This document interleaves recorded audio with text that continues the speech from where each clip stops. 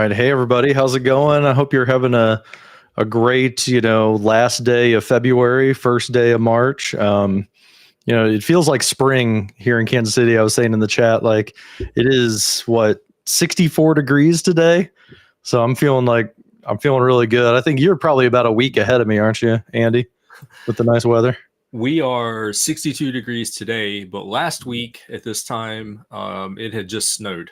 So we have gone through.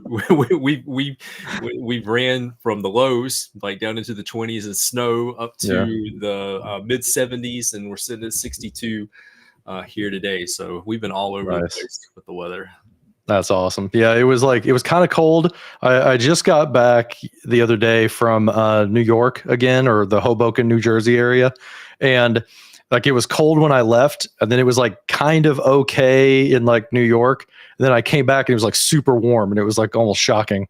Yeah. So I'm enjoying it. I cannot complain. I'm ready for spring. This has been a brutal winter this year for us. Lots of snow and stuff.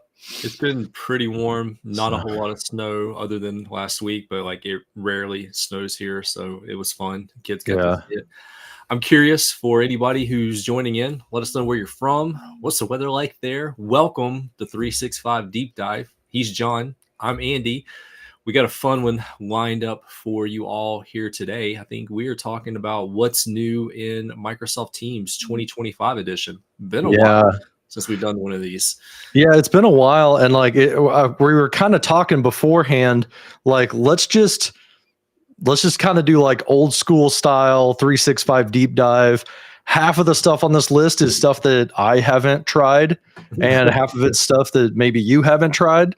So it's like, let's like figure this stuff out together, right? Like a couple things on the list. Like I haven't enrolled my voice yet. I kind of want to learn like how does a user do that?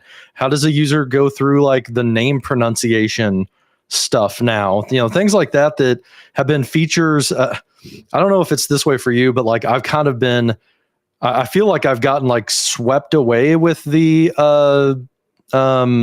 Copilot stuff for the past like year. Yeah. And it's like, it's hard to stay on top of a lot of these, kind of like point release type of features coming out in like SharePoint and Teams and, Viva Engage and stuff like that. It's like when I come up for air, every once in a while, I'm like, well, there's like a dozen things that are new, that I didn't think about or didn't know. So I think it would be fun to kind of go through, hey, here's a bunch of like rapid fire stuff that's new in Teams in the past, I don't know, maybe like 3 or 4 months, and take a look at them, see what they look like, and see what we can, kind of learn together. So as always, the chat is open. I see that, a couple of people are joining us. We got James joining us from Georgia. But as you guys, have questions, or if you want to see something else that like there's a button I didn't click on or something like that, and you want to see what's behind it, let me know in the chat. And that's why we do these, live, so that we can kind of hang out together, learn some stuff together, and just get a little bit leveled up in our tools that we use all day every day at work. It's always nice to to be the old dog that learns new tricks. We like to learn out loud, and we're not afraid to demo without a safety net, as our good friend Mark Cashman would say. So this one should be a lot of fun, because we are literally going to go without a safety net on a few of these things, because some of the stuff is relatively new and we have not had a chance to test it. Some of the stuff we will be testing live, but we got to start off with one downer as we're getting ready to get started. It's actually on the list. Yeah, at the top of the list, there was like Loop Workspaces. We were really excited. It was like 2 weeks ago. Andy sent me a screenshot that was like, dude, we got Workspaces in Teams. Add it to the list of stuff to talk to. And we added Loop Workspaces. It was in GA, generally available, like prod public release. And then like a week later, I was in a TAP call where they said like, hey, it's coming to TAP. Like they pulled it back. There was some more work that needed to be done. So I guess it was maybe an inadvertent release all the way to Ring 4.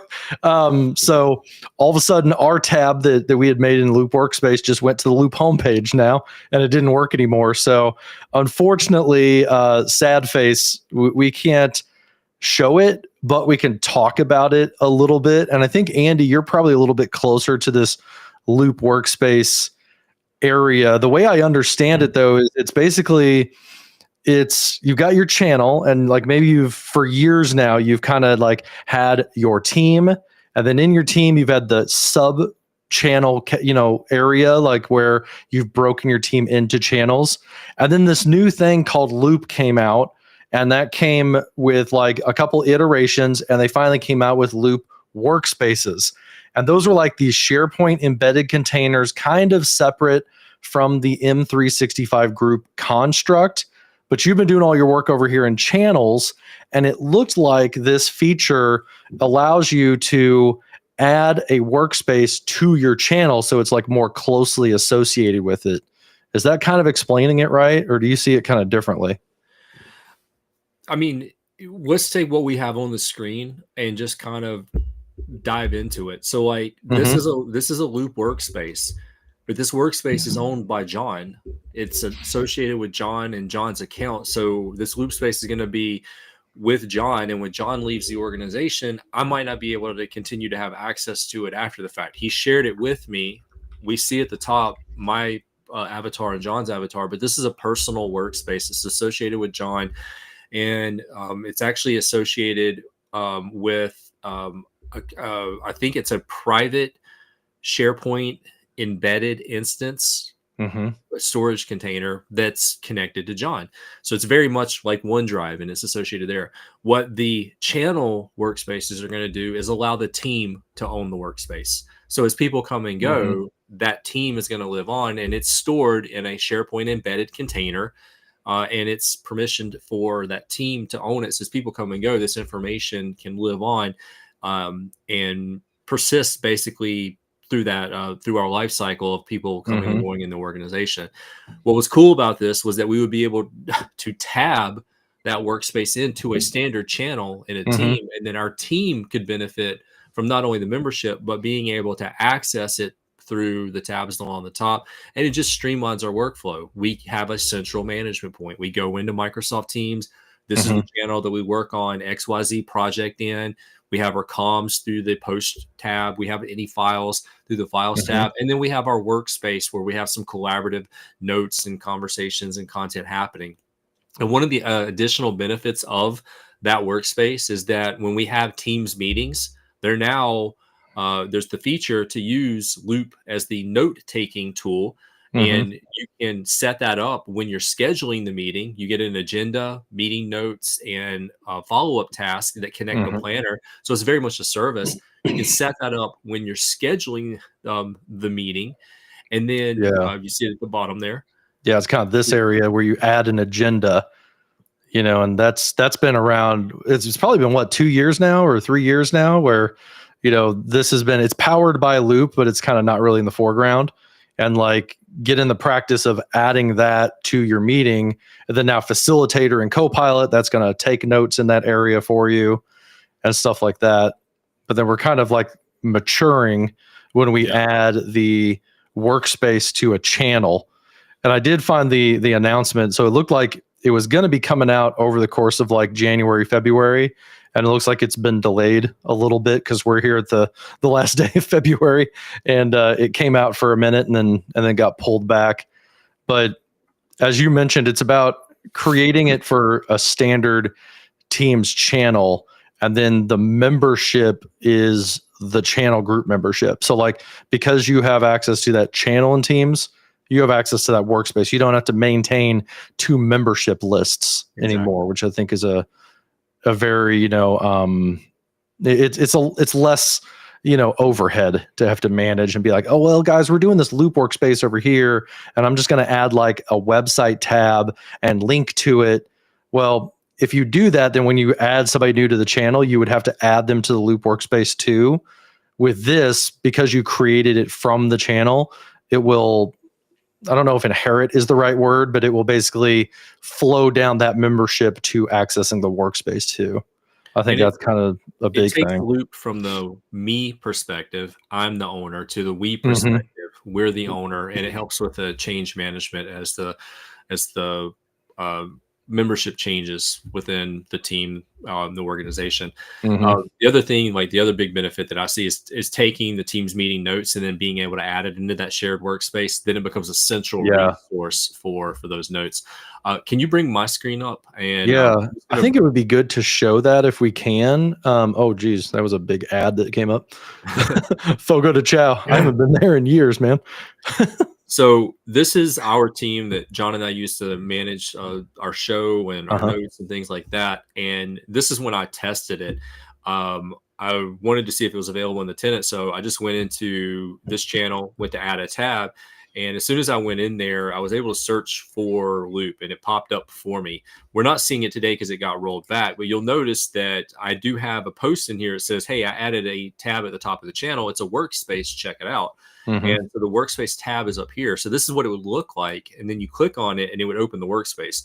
Now it's telling us that, we need to create a new workspace because they rolled the feature back. But notice down here, workspace members and sensitivity labels are going to be inherited from this team. So it's passing the permissions of the team, the M365 group to that workspace. And this is where we'd be able to use it. So now there's our conversations that are available to everybody that's a member of the team and access to the channel. There's any related files that we need to share and work with. And then there's the workspace.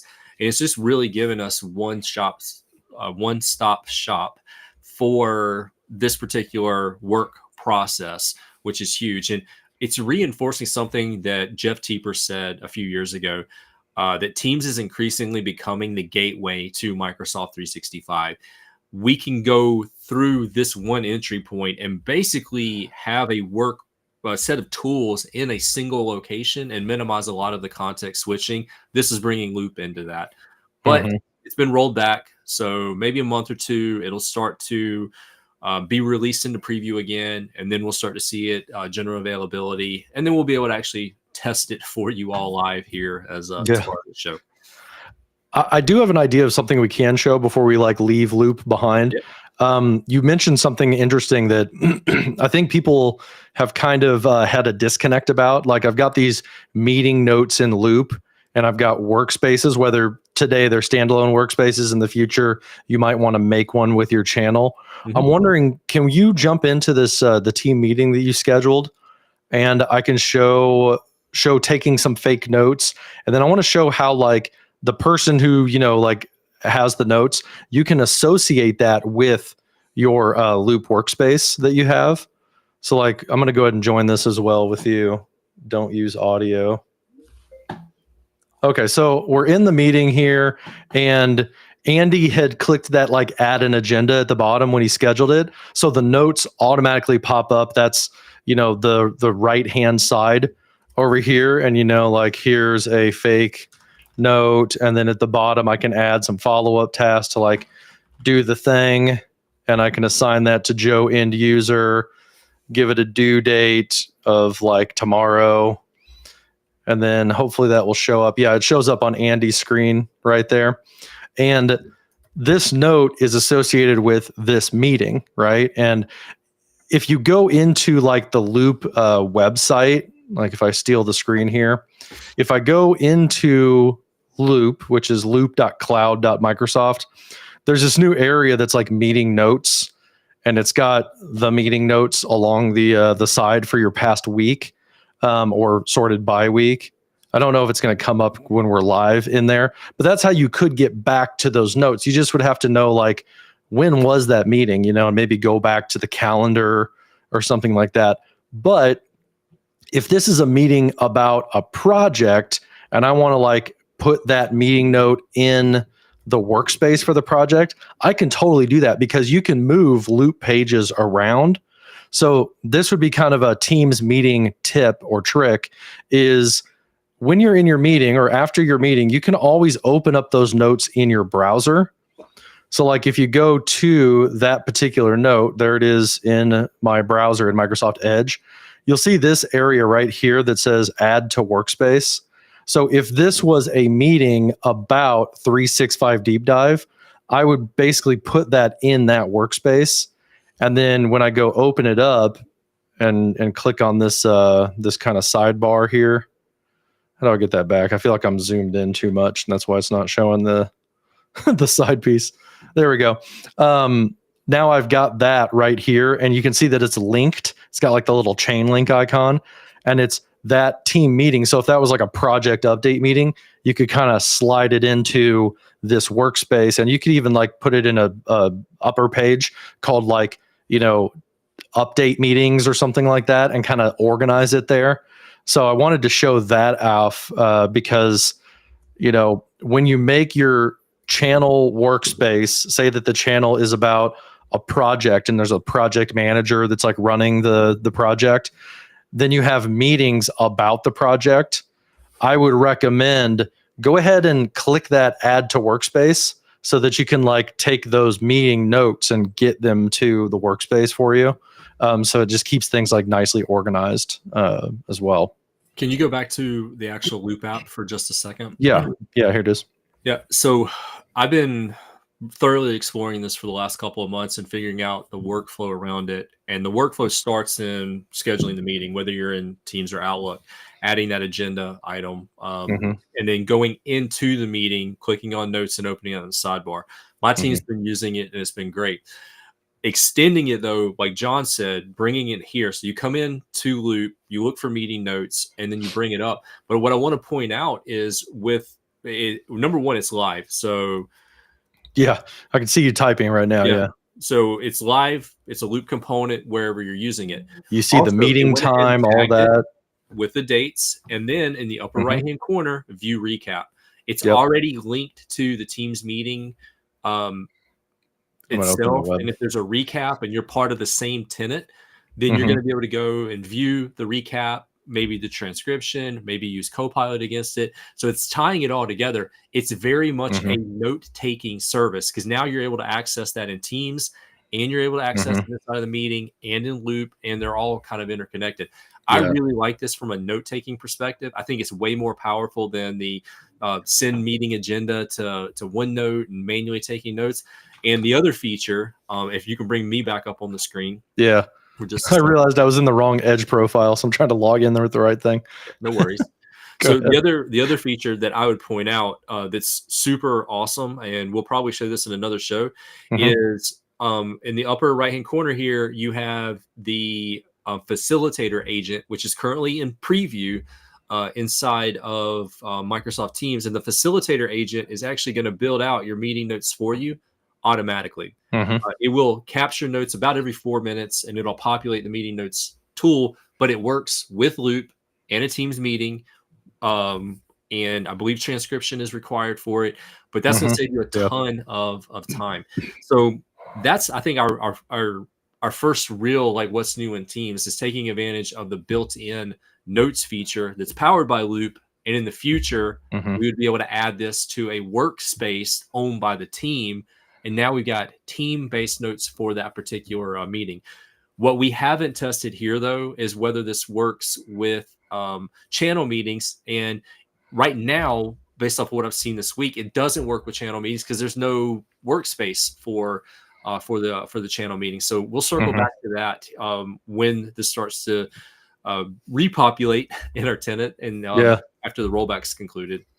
Yeah. So I guess the takeaway there is keep waiting on Loop workspaces in channels. In the meantime, start leveraging the notes in your meetings, so that like basically you're just making that connection point whenever you actually get the workspaces in channels.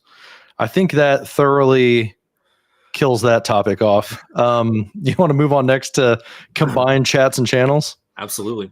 All right, cool. So this next one, I've had this for a super long time, and I would say that like I haven't been much of like a power user for that feature, but I've made like one category. I don't know if you've done a lot more than that, but I'll show you guys where you can turn on.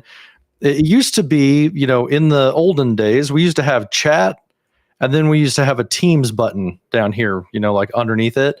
And that had some separation. It worked good for my kind of like overly organized mind, And I've noticed that like, I think this is kind of I'm going to get a weirdly philosophical. I feel like there's like a generation of technology that was like folders, and everybody, like we put things in folders, And then the new generation or the current generation is like tagging everything, right? And like that's kind of what I do now is I don't really like put my files into folders. I like tag them like crazy, and use labels and stuff like that. It's kind of like how you work in like Loop and Notion and stuff.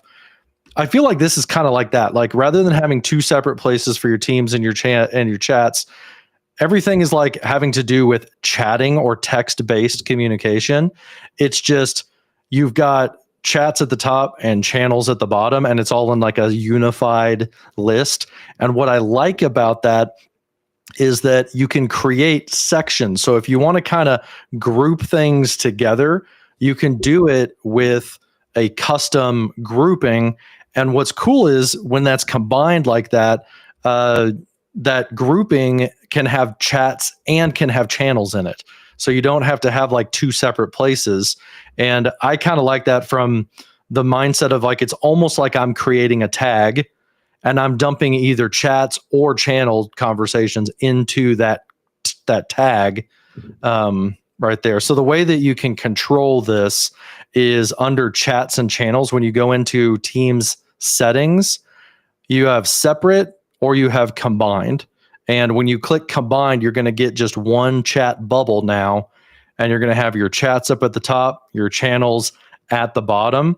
And you can add whatever you want to your different groups. So I've got like show in, and I could take a channel and I could add it to my favorites. I could also take my chat with Joe end user and add that to my favorites. So I'm kind of like melding it together. And from a perspective of like, I'm just typing in a text box, I don't really have to care if it's a channel or a chat. I'm just communicating via text. So I like having that kind of grouped together. Is there a certain way that you're using things? I've really just been making like custom categories for my own stuff. I've been trying to figure out my way around the organization over here. And honestly, I had an epiphany when our buddy Daryl, Modern Work Mentor, friend of the show, our content cohort collaborator, he posted a video and he had a couple of subsequent conversations. And the light bulb for me went off when I checked out Daryl's video, and I just posted a link in the chat window to it. He's actually got a couple of them there. But the light bulb for me went off when I realized that it's not just combining everything into a single button along the left-hand side. What I was worried about was, all right, my chats are going to be at the top. I'm going to have to scroll forever to get to my teams. And then all of the architecture that I've done in the teams is no longer there. What Daryl alluded to that really brought it to the forefront, and what John's actually doing now, is that I have the ability to create sections that I can pick and choose what shows up in that section. And it can be a mixture of chats and channels. And so I can use that to manage chats and channels related to a project, chats and channels related to a business process. And they don't have to be permanent. I can create the section when I need it, and then I can get rid of it when I'm not doing that thing anymore, because I don't work typically in just one place. I work in a maybe like a recurring meeting that's a private meeting. I can put the conversation related to that, the chat, into a section. Maybe there's a channel, part of a team that we're working with that applies to the process but doesn't own the process. I can add that in there, and maybe I have a couple of one-off conversations with other colleagues throughout the organization, and I can bring that all into one place. So in that section there, we got favorites, we got other sections we create, we got chats, and then we got teams. And that allows me to organize it in a way that makes sense to me. And it can be flexible in my workload. And that, when Daryl showed that, that's when the light went off for me. I was like, oh, I haven't been given this its full capabilities, or I haven't been acknowledging its full capabilities. It's actually more than just combining everything. Now, continuing down that route, Daryl's done a really great job of kind of continuing the conversation. And he recently had someone on his channel, and they did a demo about how they use the combined chats and channels. and that one was really interesting. It was Manu's genius use of Microsoft Teams and Teams combined chats and channels.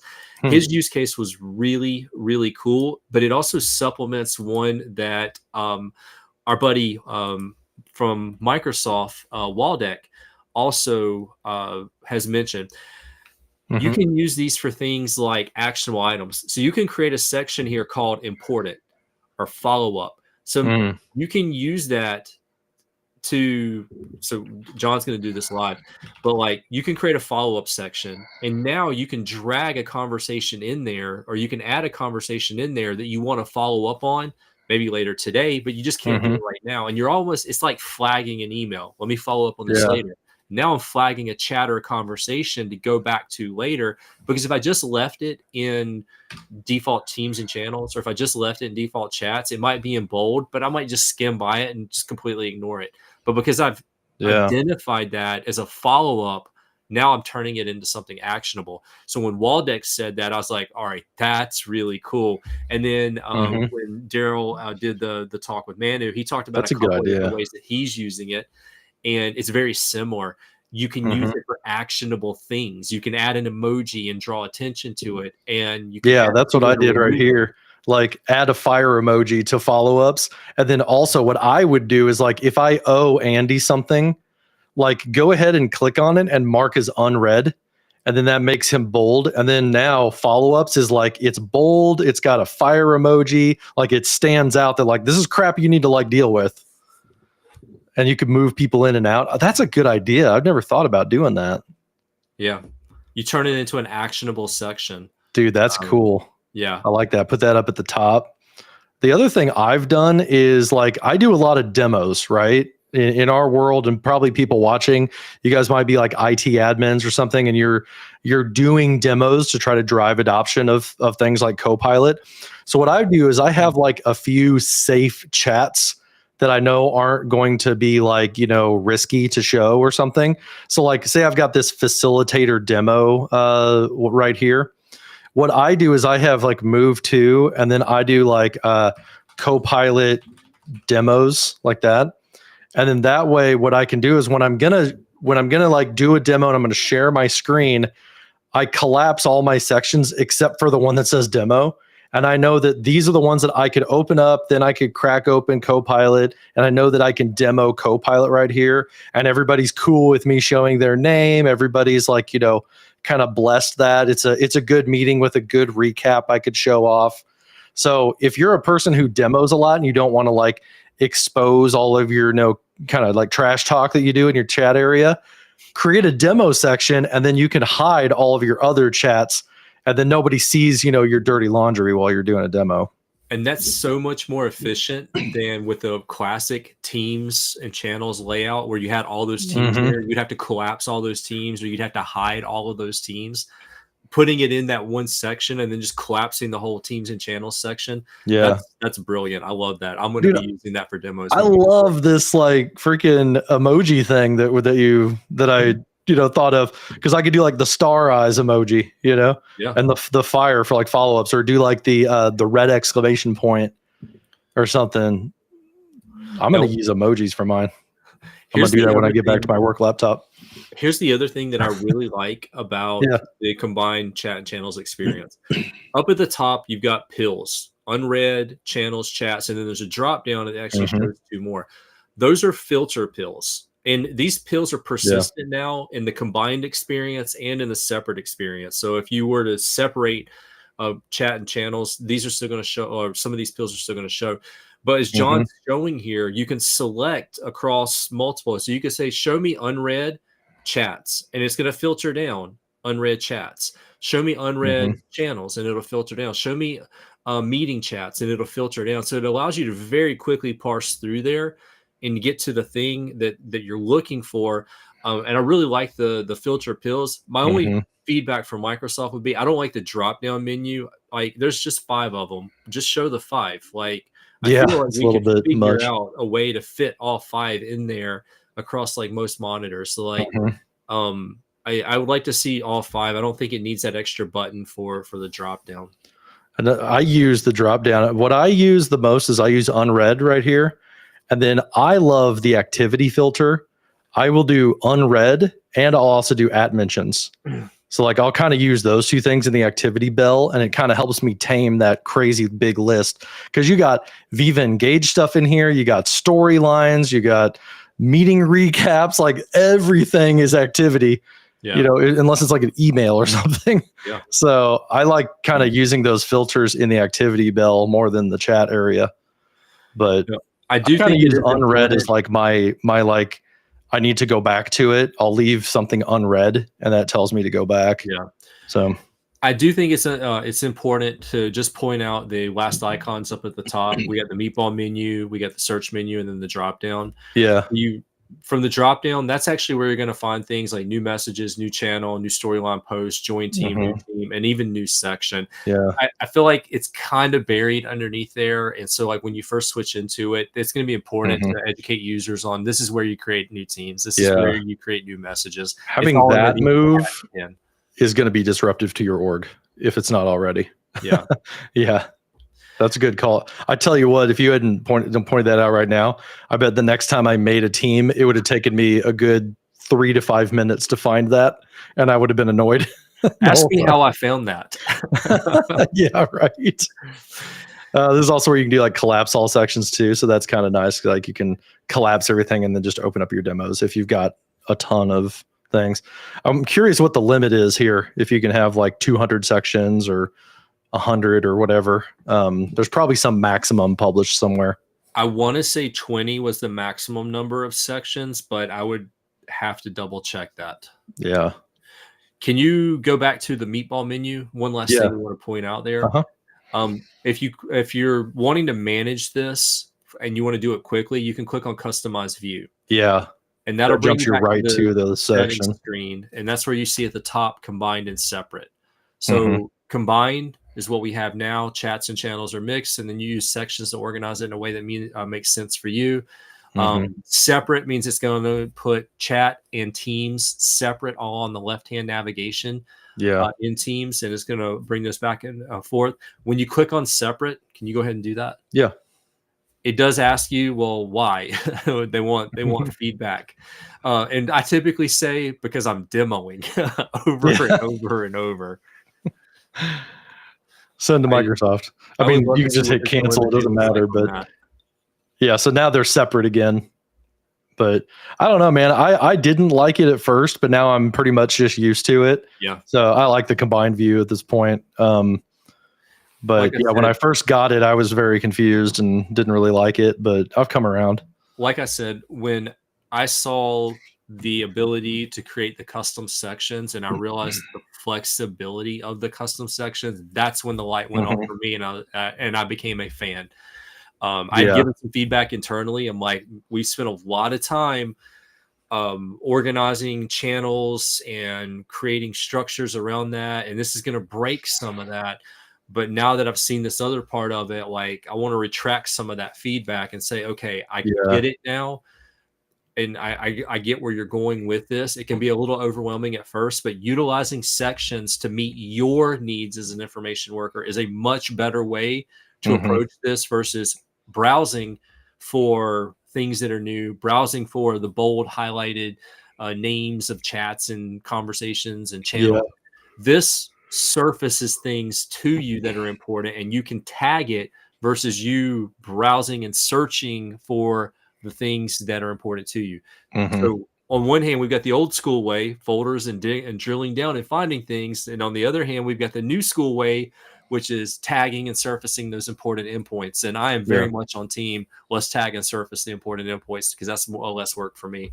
Yeah, it's kind of a more modern way. I think some of it might also be, this might be heresy, but some of it might also be Microsoft like just finally come to the realization that like 9 times, every org I've been in so far, 9 times out of 10, the channel thing kind of like is in decline, in my opinion. 9 times out of 10, I have 9 chats to every 1 channel chat.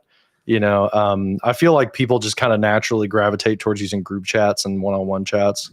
So here's some feedback on that. Yeah.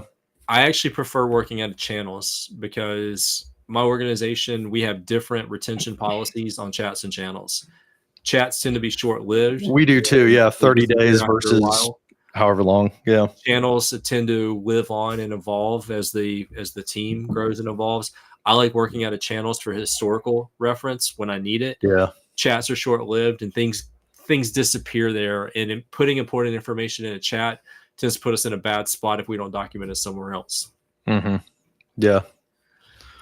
All right. So that's chats and channels. You want to talk about the new calendar? Yeah, I can drive this one. Yeah, go ahead. This is one thing I just turned it on and I've just been using it, but I haven't really been thinking about it all that much because it feels like Outlook to me, and I've just been happy with it, but I haven't really thought too much beyond that. So let's take a look at it. We'll start basic. I'm in Teams. I'm in the web browser, but I'm in Teams. I've already clicked on channel, and this is the standard channel that we worked with for quite a while. Yeah. The limitations here are basically I can see my work week.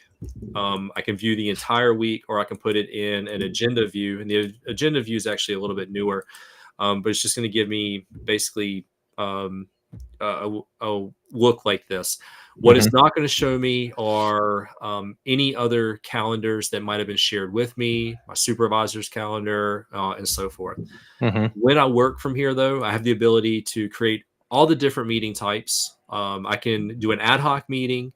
I can schedule a meeting. I can schedule webinars, town halls, virtual appointments, and I can even use the older live event from here. And this is what we've known. This is what we've worked with for quite a while.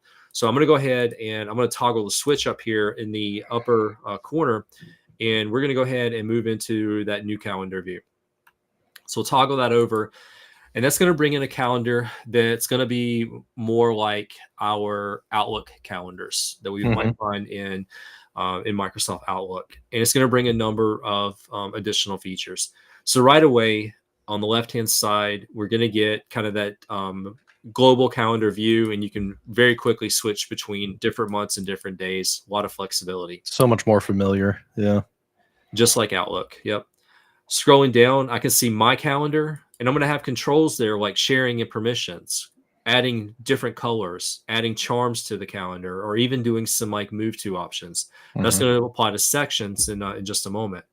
If I go and click on show all, though, it's going to allow me to view other calendars that are there, whether they're private calendars, calendars available in the org, or group calendars, and you can add those into the view. So now you can actually have some overlay capabilities, which we did not have before.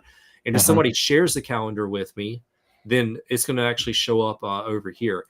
For example, I can take this calendar and I can say sharing and permissions, and using a screen that's very similar to what we would use inside of Outlook, I can now share my calendar maybe with John, and I can pick and choose whether he can view all the details or just when I'm busy, or he can edit. I can even delegate from here, which is relatively new. I'm going to say he can view all the details, and I'm going to share that with him. Now, can you open somebody else's calendar in here like you could in Outlook?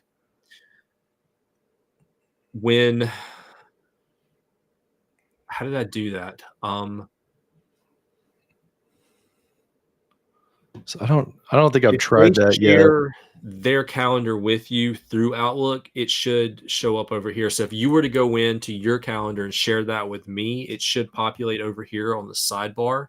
Okay. I would be able to see it. But if I wanted to go manually do it, I would still do it in Outlook with like click on the action item, click open calendar, type Andy, get whatever his default sharing is. It would show up in Outlook. Then it would also show up here in Teams, but I don't think you can open the shared calendar from Teams. I think you have to do it in Outlook and then wait for it to sync that list of calendars. And let's visualize that. So like what John's talking about is we go into Outlook, and here notice there's an additional option to add a calendar. And so so do that and search for me. And then like add from directory, and I'm going to put this in my deep dive account, and then I'm going to look for John's calendar. And if he shared that with me, then I can add it to people's calendars or like a group. Do people's, because it's a new category. So we'll go ahead and add that. Okay. All right. And so what I'll see is here, there's my calendars. And then I'll scroll down, there's people's calendars and John's.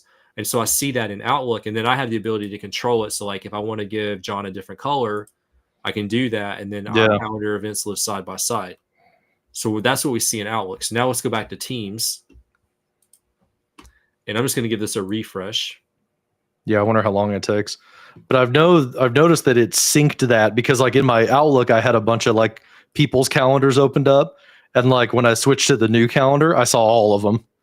It might take a little while to reload. We may have to come back to it.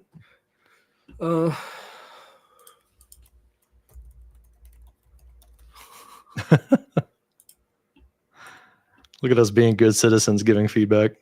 When we could just click skip. So I'm just trying to kickstart it. So yeah.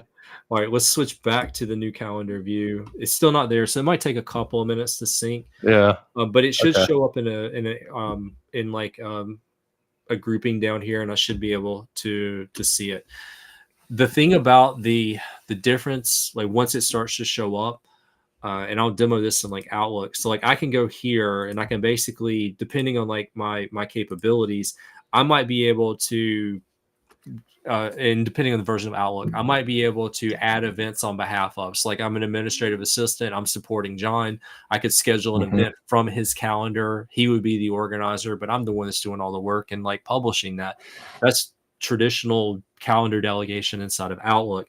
We're not going to be able to do that inside of Teams. Like his calendar will show up. It'll be view only.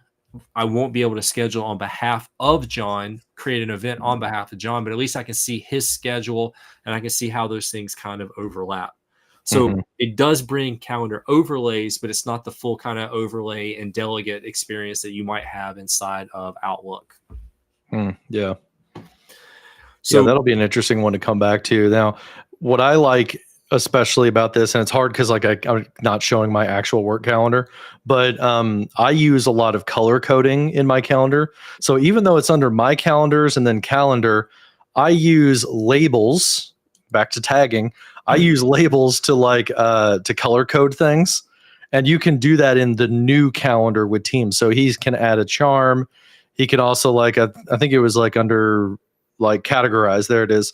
He could categorize that. So I've got like all my co-pilot meetings are orange, all my MVP meetings are red, you know, and like that way I kind of know like what I'm doing that's like focus time or project this or project that. And all of those colors sync between Outlook and Teams now. So it's the same color because I just know green means focus time, and it's the same green in both apps, same on my phone, everything. If they were different colors, there's no way it would work for me. But fortunately, that works good. This is kind of cool. So I'm going to go on a brief segue. So we're creating a category here. You can pick and choose the color. The cool thing about it is, like, if you select a color that's been used before, it'll actually tell you right down here. It'll say, really, it's been used 1, 2, 3, 5 different times. It's pretty neat. I'll show you an example of it. But they just introduced this new color over here recently. If we hover over it, so just it clear none. It's transparent. It allows you to create a category, but like with no color. I saw some fun conversations over the last week about the transparent, the none there, and the use case around it. But like, I'm going to save this. So that's going to be that deep dark purple. Yeah. And let's say I just go back and like I just want to do like a new category.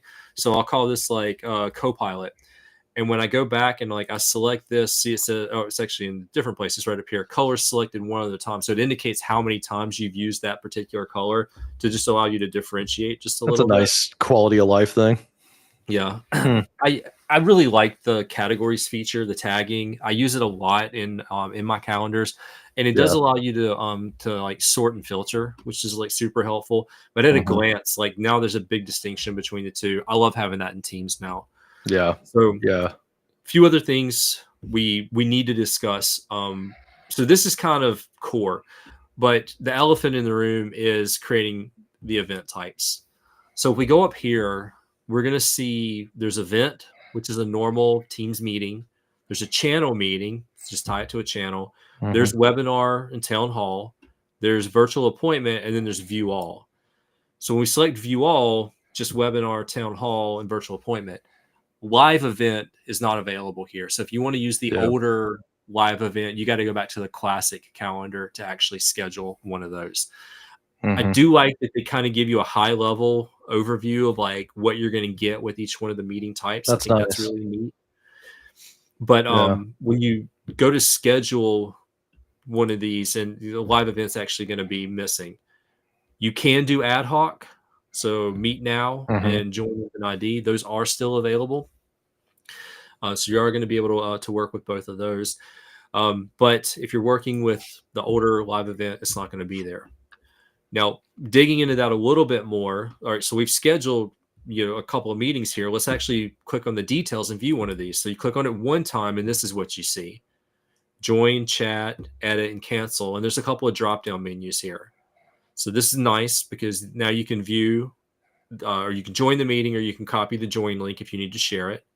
We can go down here, and you can quickly edit an event, this event, and any subsequent events, or the entire series if you want. Same thing for cancel an individual event, this event and subsequent events, or the entire series. But if you go back up here to chat, it brings you to chat inside of Microsoft Teams. And then you're actually in the chat area. And so all the meeting tabs have been basically dropped into this one area, and it moved me away from the calendar. So I'm not in calendar anymore. I'm in chat. I'm on the sidebar over here. And so tabs are along the top, and I can do those things. Now, here's what's neat. I'm going to go back to the calendar, and it's basically going to pick up where I left off. So I was here on the 26th, and it basically picked up from there. So let's try another version of this. Let's say I go back a couple of weeks to the 10th. All right. I'm going to click on this event. We'll come back to that in a minute. Screenshot. I don't know why the screen refreshed. Right, so let's go back to the 10th. All right. There's the thing that I wanted. Oh, you know why it refreshed? People's calendars are right there. There's my calendar on the side. See that? All right. So let's go ahead and chat. Yeah. It brings me to here. This is a meeting that was a few weeks ago that this user did not attend. So it's probably not going to find the actual chat because we sent that over before the show started. But if I go back to the calendar, I didn't do it. What it's done for me recently is it brings me right back to where I left off. Like it brings me right back to the event where I left off, and it doesn't like refresh or take me to today's date. I don't know why I did it here in the web. Is that a browser versus a desktop app thing? Yeah. Yeah. Let me try that. If I go into chat and then go back to calendar, no, it jumped me to today also in the desktop app. That's weird because it's been returning me to the place where I left off, which is kind of cool. I've liked that feature. All right, so if we go back into it, and you can double click or you can expand in the upper right hand corner for the item, you can actually view the details, and that brings you to a similar screen that we worked with before, which is to view the information related to that particular meeting. One of the questions that we had, and this is actually coming from our friend Carolyn, she's like, how do you get to the Teams meeting options? So like we're here, where are the Teams meeting options that we would typically find in the calendar? So like looking along the top, edit, forward, duplicate, join, go up here to the meatball menu for more options. There's breakout rooms. I'm looking through the body.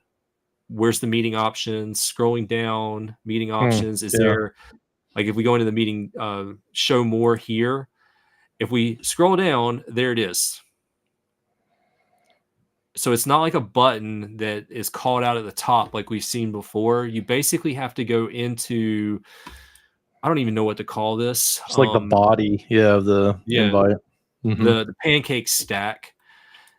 And then expand that, and then you'll find it in the body of the message. That's where meeting options are. If anybody knows anywhere else that you can find meeting options, well, I mean, if you edit the meeting, then meeting options is there also.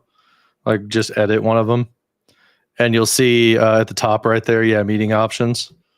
And that's when you're editing the meeting, which then you're like potentially going to like hit send and send everybody an update and kind of, annoy them. And notice, because it's a series, it does call out if this is going to be editing a series or just this event and subsequent events. But if you click on meeting options also inside of Teams, it gives you this like native flyout where if you're going to click it from the body, like what was shown earlier, that's going to take you to a web page to edit the options. It's 6 of one, half a dozen of the other. It's the same thing, but this kind of like, gives you like a pop-up inside of Teams and you can edit stuff. So, and it keeps you here in the calendar that you're in, which is helpful, but it is frustrating to have to edit. It's an extra click and buried down in there. And depending on the meeting type, there's a couple other little nuances. So like, let's say we schedule a webinar. Webinar.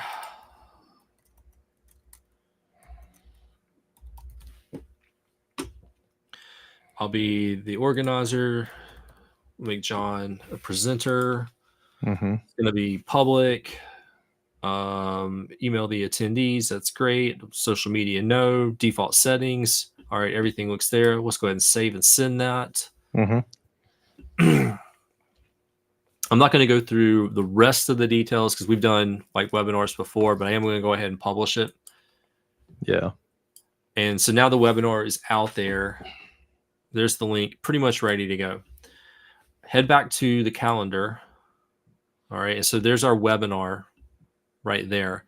Now let's go back and actually view it. So I'll click on that. And when we look at it now, I'm the organizer. There's an option to email the organizer, which is kind of weird because I'm the organizer. But the thing that is a little bit newer and a little bit subtle is actually from the chat button right here. From that drop down, you can get to chat and you can manage Q&A. So it's giving you some of the features that are specific to the to a webinar. But the one thing that I've noticed that like I use a lot is, okay, let's expand the details here. Discard the changes, expand the details. All right, so I'm looking at the webinar screen. And one of the things that I do from the calendar is I want to know the attendance. How many people have registered for this upcoming training class that I'm going to deliver? Yeah. I'm looking through here. I don't see attendance. Same. Let's edit. I can view, registered and canceled there. That's not quite what I'm used to though. So let's go back to that thing. So I'm going to click on it. I'm going to go back to it and I'm going to select chat now. And I can do chat or Q&A. To get to the attendance, if I click on chat, it actually brings me here. And then there's the attendance tab right up at the top. And that's more what I'm used to, like seeing that particular screen. So it's just like an extra click or two to get to it. It's taken a little while for that to mature. This wasn't here a couple of months ago. It's here now. I use it all the time. But it took me a little while to figure out that workflow to get back to the attendance because I don't necessarily want to see it as part of like editing the event. I don't want to, accidentally send or publish something.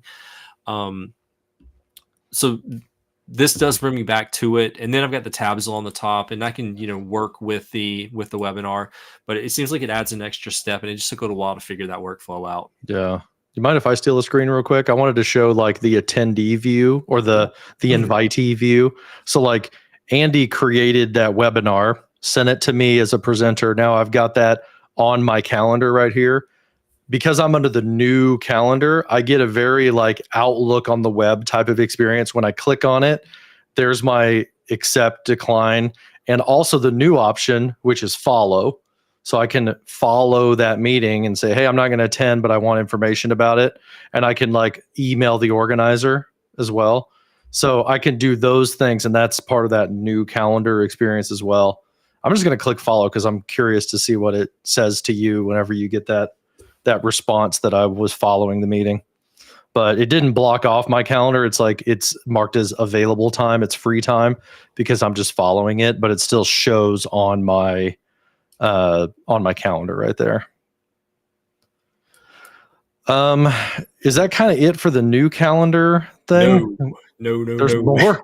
Oh my God. There's more. This is a deep one. Yeah. More. Yeah. You want to bring my screen back up? Yeah. I got so many windows. I got to try to get back to it. There it is. So there's more. This is the default work week view, but if you select the drop down, you can go to week. You can go to month, which I like, and you got the kind of agenda off the side for that particular day, which is really helpful. Really like that. And that's a sidebar that you can collapse or expand. It's in the lower right-hand corner. I like that. But let's go back to the drop down. You can go into a day view, like you see here. And there's even a day view where you can pick the number of days that you want to see. Dude, that is so flexible. Very. And all right, so we're in the day view, and we got a couple of like, we're looking at like a 3-day, but if we scroll down, there's a split view. We can split and be side by side. So there's me and there's you, or I can remove you from the view, or I can go bring back you to back. combine. So I like the split view. That one's interesting. We can change the time scale. I like that. Yeah. Which is neat. Default is 30 minutes. Or you can create saved views. So I can save this. That's crazy. Yeah, that's pretty nice. Dude, what psychopath is going to do 5-minute scale? That is so zoomed in. And not only can you name the split view, but you can actually give it a charm if you need to. Yeah. So we'll call this like split with John, and I'll save it. And then when I go back and looked at it, it's going to show up underneath that saved view option. Otherwise, I can just toggle back and forth like however I need. So like here's one. This is like, maybe this is my primary, my default. And then I can very quickly say, oh, well, let me go ahead and show that split view with John. And I can pull that. I can open it. And this is cool. In another window. I don't know where it went, but it did give me the option to pop that out. Or you can edit it, or you can delete it. So you can really pick and choose like various adventures inside of there, which is pretty nice. All right, so it's back in the split view. Now we're back in the week. So a lot of options now to be able to put like calendar side by side, but keep in mind, you're still dealing with your calendar. You're not necessarily dealing with delegate calendaring, but we're not done yet. There's still more. So next to that, we got the meatball menu where you can go into more options. Here you'll find a filter. So now you can filter based off of appointments, meetings, categories, show as, recurrence, and in person. And if we drill down into each one of these, for meetings, you can view where you're the organizer, send or draft, where you're an attendee, accept, decline, follow, tentative. A lot of options. Yeah. There's your categories. Now you can filter down across those categories, and that's another way to surface important categories that matter for you, especially if you have a busy calendar. Or filter down by free, working elsewhere, tentative, busy, show recurrence or single events. And you can also separate from meetings that have been requested in person or not. Yeah, in person's a good one. So you could kind of like, see when you should be in the office or not, know? Yeah. So there's your filter options. Now, we asked about the share option a moment ago. Here's where I can share. But we saw that, just in line. So if you go in line with your calendar along the side over there, then you get sharing and permissions. But if you go back up to this menu, there's another sharing option. There's an option to print. So I'm looking at that right now. That's pretty interesting. Pick the view.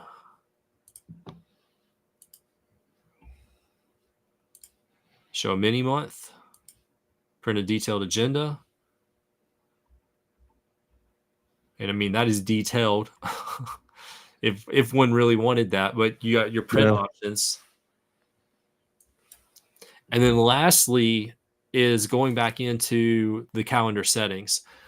This is going to take a minute because this is a completely different settings menu, and there are 7 different categories. This is very like OWA style calendar settings.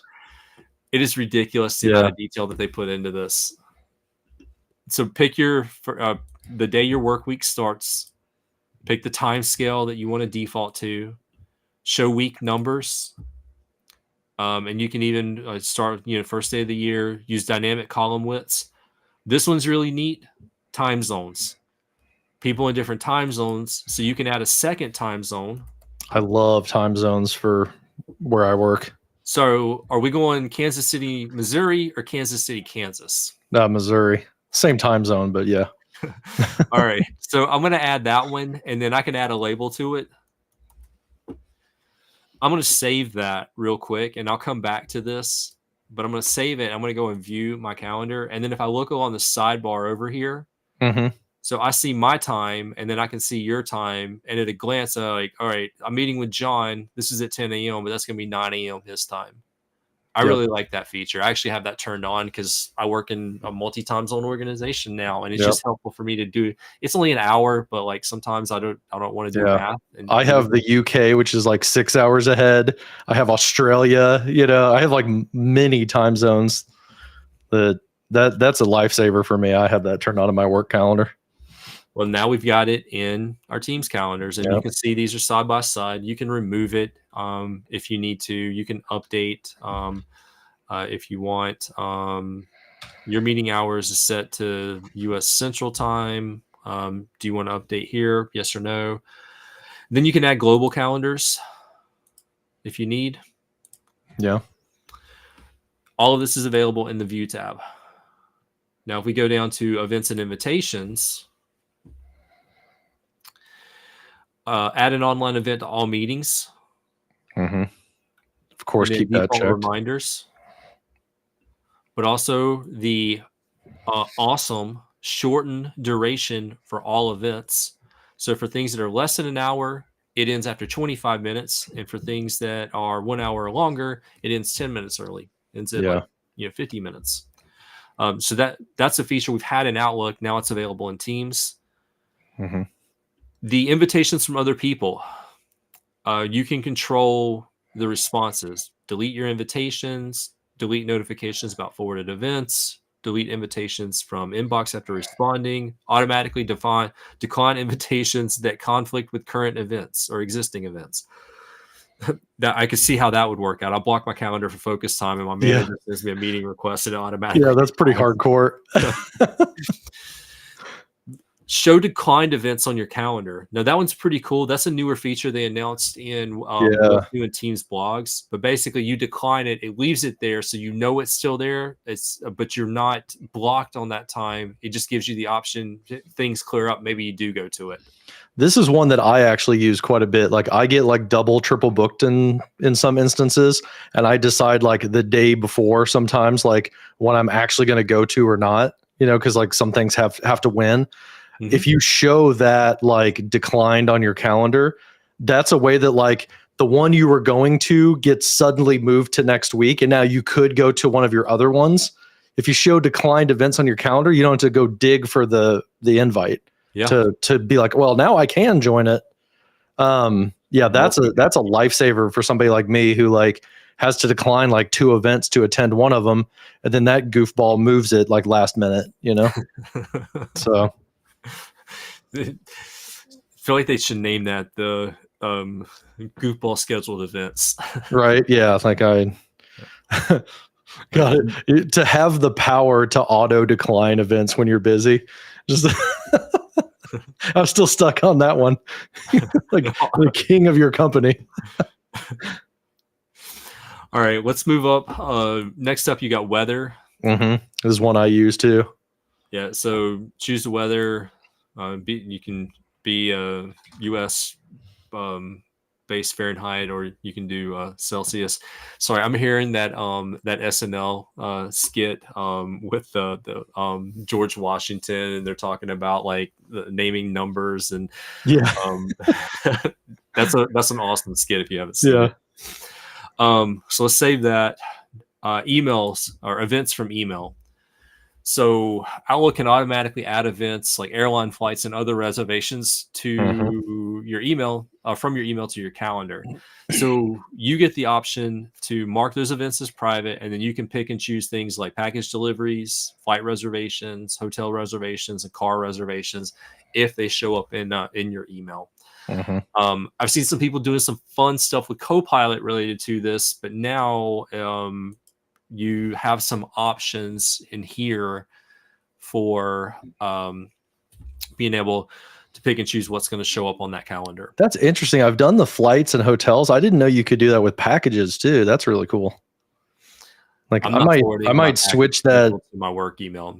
Well, yeah, but like, I mean, yeah, sometimes like I might get something from like a vendor, that's like a test device or something like that. That makes sense. Or like, hey, your company's like sending you a new badge in the mail. Like you want to know about that, right? That's pretty cool. Or, if you're somebody who like, you use Microsoft 365 in your personal life, you're not on Gmail or iCloud or whatever. Hey, that might, might be handy for you to have all your UPS stuff show up on your calendar. My colleagues from the video conferencing team, as they're getting in video conferencing equipment and delivery. Exactly. That makes sense. Yeah. Yeah, that's cool. Yeah. All right. Let's go over to shared calendars next. All right. So just gives you the option to share. We've seen some of this from the previous screen, but here you're going to see things like calendar updates, receive email notifications when someone creates or updates an event on a shared calendar. So you can pick and choose email notifications with that. And then you can publish a calendar. So publish a calendar and a link for other people to view the calendar online. There's going to be an HTML link or an ICS link if you want. So you can pick a calendar, select the level of permissions, and then you can publish that, and then you can share it. I would probably do that in Outlook and not manage that here. I feel like I've got more control in Outlook when I share a calendar like that. Like I might share my work calendar to personal calendar that my family maintains, so that like we can see like my work events with like the kids' work event or school events and whatnot. I feel like I'm going to get more control if I publish a calendar through Outlook. There's some granularity levels there that we're not seeing here. Next up, there's bookings with me. So this is personal bookings handled by Microsoft Bookings, and basically it's going to redirect you to the bookings page where you can set up a personal calendar and availability. And then lastly, you're going to have your work hours and location. So you can define specific work hours and days and locations. So it really allows you to manage when you're in person and when you're remote and the hours that you're working across that. And then you can pick and choose people in your organization, whether they can see things like the building or the desk you're working in, just view the general location or no location information. I'm on site, but this is Where's Waldo. Good luck finding me. Yeah. So tons of settings. That's pretty awesome. Specific to calendars, but you got to drill down in order to find the calendar settings. And I remember the first time I went and scrolled through that, I was like, wow, this is really thorough. This is like what we've been asking for a number of years now. But it took a little while, and now it's here and it's under the new calendar. I know, you kind of blew my mind. Like I'm like you, I just turned it on and started using it, but now I want to like get into the settings and start like customizing it, because I didn't realize a lot of this stuff. Like I'm sitting here thinking, dude, I could like, I almost feel like I could like close Outlook during the day. And I've always had this dream that like I could close Outlook and just open it up like at like the beginning of the day, the middle of the day, and the end of the day, just to like, not get like dragged away from some email, like, man, I could like maybe do that and just live in Teams. Cause like I would leave Outlook open just because of the calendaring thing, right. Right. Get my wheels turning. Well, I'm going to do that, and I'm going to end up missing a bunch of meetings. We got a couple of questions. Okay. So Very Geek Mother's got a couple. Yeah. Little confusion around how the combined view helps you when you duplicate teams with channels. When you duplicate teams with channels, if I understand correctly, it sounds like maybe you've got teams that have a channel that's the same name. That sounds like maybe a framework issue, maybe with like we've got nobody knows if they should be like chatting in like the group chat or the channel chat or something if you've got duplicates around there. Or I don't know. Or it could be a situation where, let me actually switch into, and if we're talking about chats and channels, well, I think we're bouncing back a little bit, but let's say like we go in here and it's not going to work for this one because like, let's say I wanted to put this into a certain group. Like I wanted to add it to like a group that says favorites and it's named general. And then I had another one down here. That was also named general. So you would have two things saying general. Yeah, but see, like what it's showing here is it's showing, you hover over it and it tells you, the actual name of the channel. But if you look here, it just says the icon and then the name of the team. It doesn't necessarily say the name of the specific channel. So let's add another one here. See, now it's showing it's differentiating, but it didn't say general here. It used the name of the team. If you have the same name across a couple of teams, then that could lead to some confusion. But the icon is going to be a big differentiator there. And then you can hover over and you get this card that pops up and shows that. Yeah, that's true. Yeah, that's a good point though. Yeah, you might want to, like really use that icon, or whatever they call that, the little like channel image to kind of differentiate what's what, You don't have a lot of space, so you're going to have to be very like simple in your icon that you make. Yeah, her follow-up is saying multiple projects, different people, but all the projects follow the same format. I really think in that case, having a different icon for each team is really going to be important.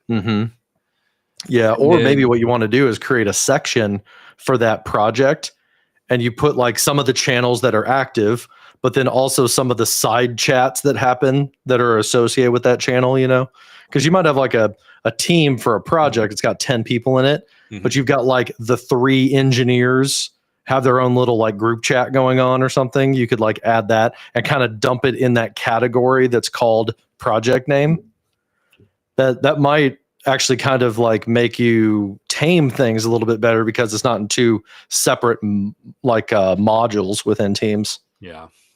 Yeah, but if you've got like, you've got project X, project Y, project Z, 3 projects, and you've got general channel and you've got like weekly updates channel, like you're not going to want to add all those to, some kind of same group because you might have 3 things that all say weekly updates. And I could see where that would be really hard to try to figure out what's what. I have trouble figuring out what's what for group chats because nobody seems to rename the group chat.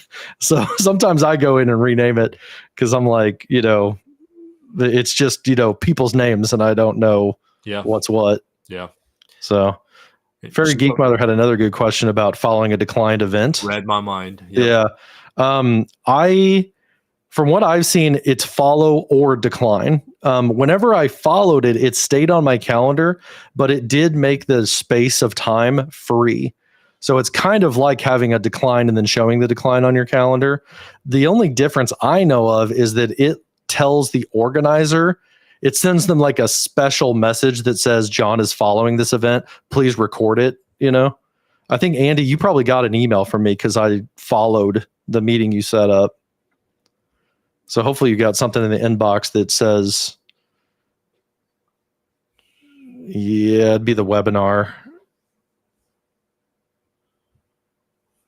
One person is following. And that'll show me that you are following. Yeah, I don't see where it emailed you, but yeah. But yeah, my understanding is that like it's supposed to let the organizer know in some way that it's being followed so that you proactively like record and transcribe so that they can take advantage of the recap. I don't know also, does that automatically send me the recap as like a digest at the end of the day or anything like that? It would be nice, but I haven't seen them promise something like that. No, I haven't seen anything around a digest. Okay. That would be nice if that would be kind of like the other side is like it prompts the organizer to like do something that makes it accessible to you. And then it also like delivers you, the thing. Otherwise, like you're not really following it all that much. But I just want to point out kind of based off of the questions and following up. I'm in Outlook for the web. It is impressive how much they've managed to fit in this window from side to side. It looks like Azure blades in an really admin does. center. But you still have a little bit of control. Like, you can hide the navigation pane. And Yeah. you can still see inbox. You can still see messages, previews. You can still get to Copilot pretty quickly during the meeting. And then you can see the tracking information. It's pretty impressive the way that they've been able to bring all that together. But that's a sidebar. Just going back to the calendar, I think I was listening to a podcast yesterday. It was like a regular tech podcast, and they said like Outlook is the king of every button archives that thing that you needed. It's like so complicated. Yeah. Right. There's one more thing I want to try to do live, and I'm going to need to send you an invite. You're going to need to respond back, and then we're going to need to do something. So I'm going to go into Outlook to do this. I'm going to send you an email first. Oops, I'm going to spell your name correctly.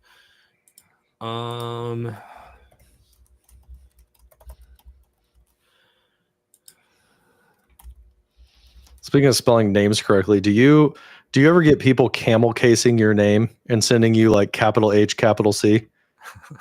No, but that would be funny. Dude, I type your name with a capital C like probably like 3 out of every 10 times. I capitalize the C and then have to go correct it again. I spell your name like SharePoint. That's funny. Yeah. Most of the time, if people misspell my name, my last name is Honeycutt, but I'm one of the weird ones. I'm an HU anyway. HU, so HO.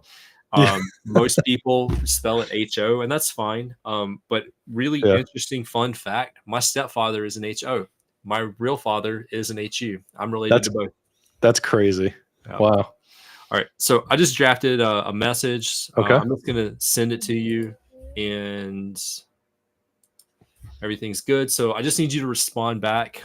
Okay. When you respond back, we are going to have a conversation and schedule an email. There's one feature that I want to test live that I saw pop up this week. It's Copilot related, but it's also calendar related. And this will kind of come full circle here in just a moment. So if you folks joining in live will afford us a moment while we go down a rabbit hole. It's going to be fun. All right. I've sent you a Copilot crafted response. All right. Here we are with like robots talking to robots. Yeah. All right, so I'm going to go back and I'm going to reply, and I'm going to use the schedule with Copilot option. I'm going to reply back to you. Yeah. And I'm just going to use this to schedule a meeting. Now, this is pretty cool because what it does is it creates an agenda based off of our conversation. This feature. Summarizes the conversation. It goes ahead and adds both of us to the participants list, and it looks for a time, but it does bring up an option to do find a time or scheduling assistant, and it even brings scheduling assistant into the sidebar over here. Yeah. I'm pretty cool with everything here, so I'm going to go ahead and send this to you. And now we've scheduled an event between the two of us. Now, what I want to test is this feature that I saw pop up this week, and I want to see one in Outlook, and then we're going to go over to Teams calendar and see if it shows up over there. So I'm going to go to the calendar and deep dive demo session. I think that's the one. All right, so I'm just. Do you want me to RSVP to it or anything, or does it matter? Yeah, go ahead and RSVP to it. All right, I'm going to refresh real quick just in case. Okay, I've accepted it. Okay, John accepted. All right, so I'm not seeing the thing that I saw earlier this week, but we're going to check it out and switch to the week view just to double check. Nope, not showing up there. All right, so I'm going to go to the Teams calendar. Let's refresh over here. All right, so there's the deep dive session.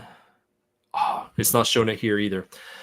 The thing that I'm looking for and the thing that I'm testing for is right here. You see where it says agenda area. And if I go back to Outlook again, in this general area right in here, there was a button that started popping up this week in a couple of my tenants that said prepare with Copilot. And it was basically looking at the meeting and the agenda, related conversations from Outlook, and then related files, and it was consolidating everything right here into a nice little button that said "Prepare with Copilot."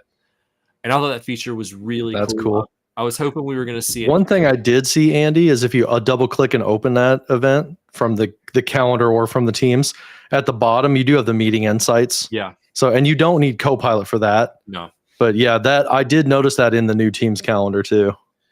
No, the feature that I saw was right here in the detail screen. And it would say basically prepare with Copilot. So that's cool. I'll have to keep an eye out for that. I haven't seen an announcement around that. I'll have to dig into it a little bit, but I thought that was pretty cool. So I was going to try and test it here. If we see it, maybe we'll tweet about it. I think that was an Ignite announcement. I think that was an Ignite one whenever they announced the prioritize my inbox. There was also a prepare for meetings thing. That's cool. All right, let's keep this train going. Okay, is that all calendar? Do you want to get in the meeting now and look at some new stuff? Let's go for it. Okay. All right. Which meeting should we join? You want to join that one you just sent? Sure. Okay. All right. I'm going to join this meeting. No audio, so I don't cause a bunch of havoc. Okay. So now let's see where we're at on our list here. Let's go to John's screen. So we've covered the new calendar. We got now pop-out meeting chat.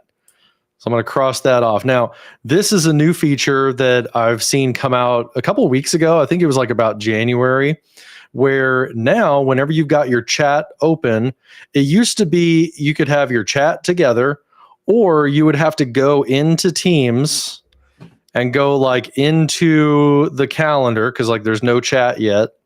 So I'd have to like go in there, then go into the chat and like have it separate on two separate windows. Now, there's a new button right here in the top corner, open in new window. And I use this a lot because I have a teleprompter. So now I can open that up and it opens up in a little pop out like that. So what I do, if you can pop out multiple things, like Andy, go ahead and share your screen if you could in the meeting.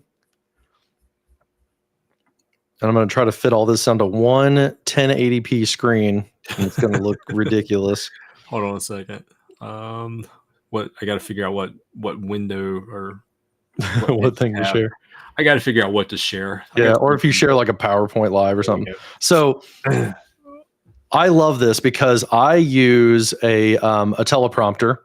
So what I do is I pop out the chat. I've got that sitting, over on the side right here.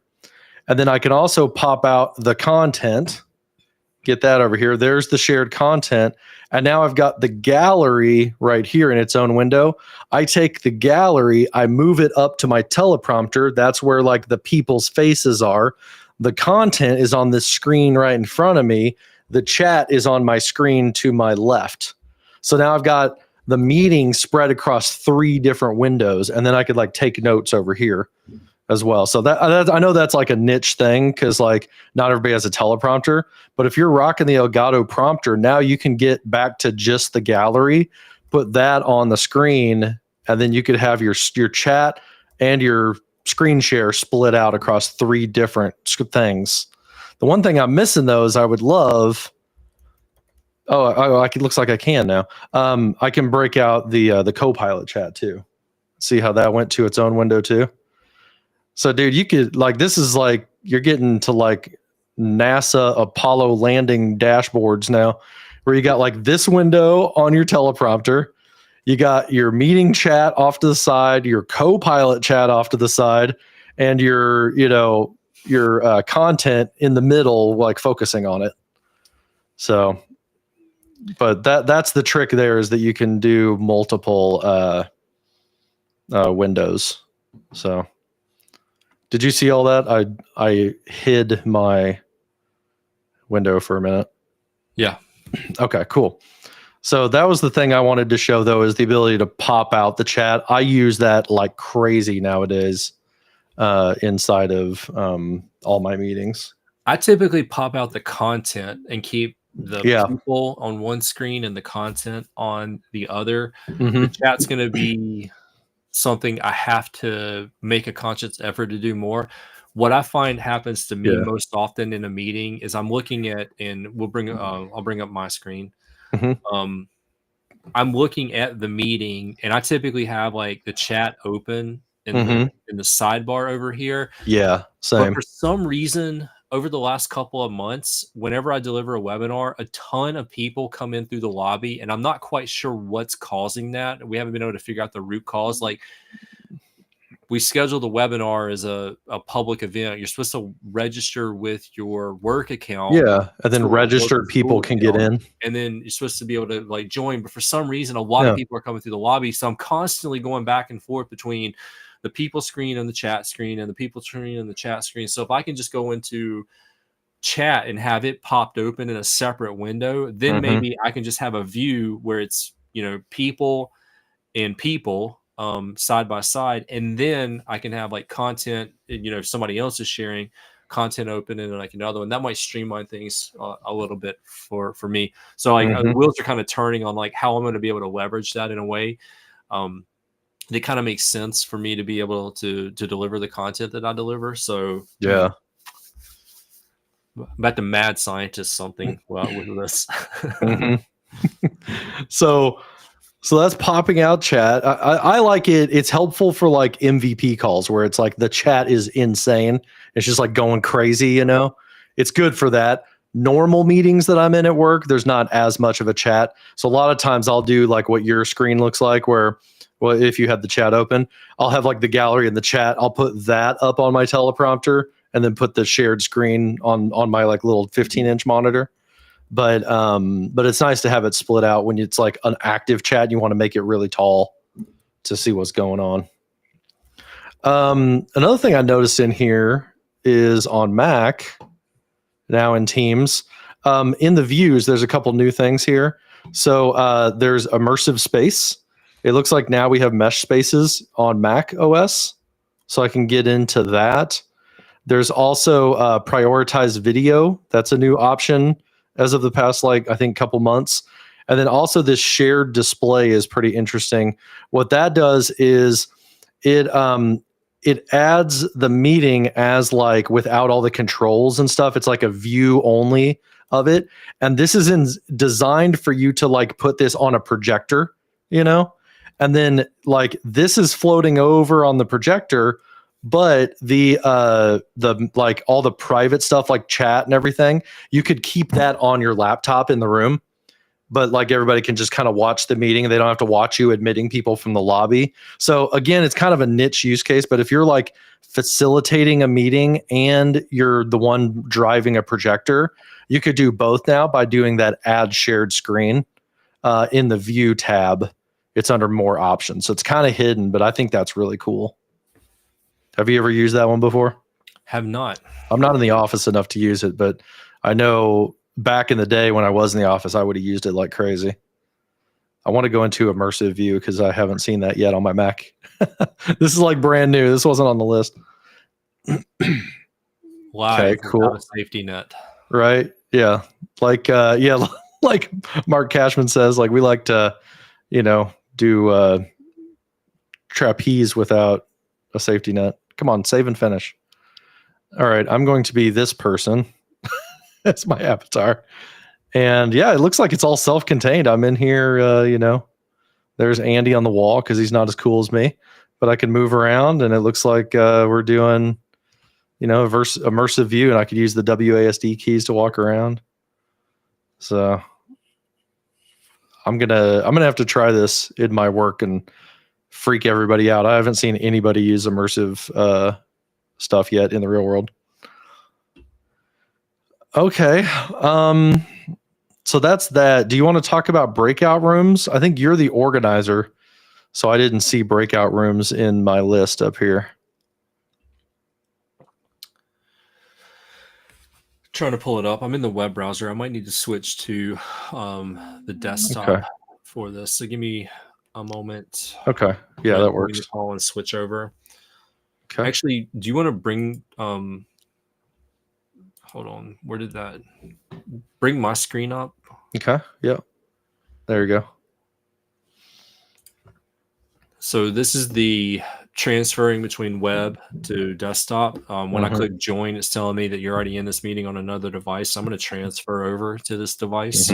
Just like, I love to show this every time I can. It's great. I do it from phone to desktop constantly. I do it from desktop to phone. All right. So in the meeting,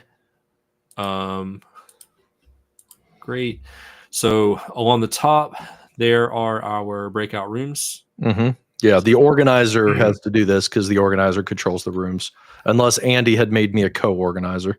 Yep. So actually, I'm going to segue into that before we go into the breakout room. So I'm going to go to the meatball menu and I'm going to select settings for this meeting. And then I'm going to head into meeting options. And then from there, what I can do is I can allow other participants in the meeting to potentially control the meeting. So co-organizers. Yeah, roles.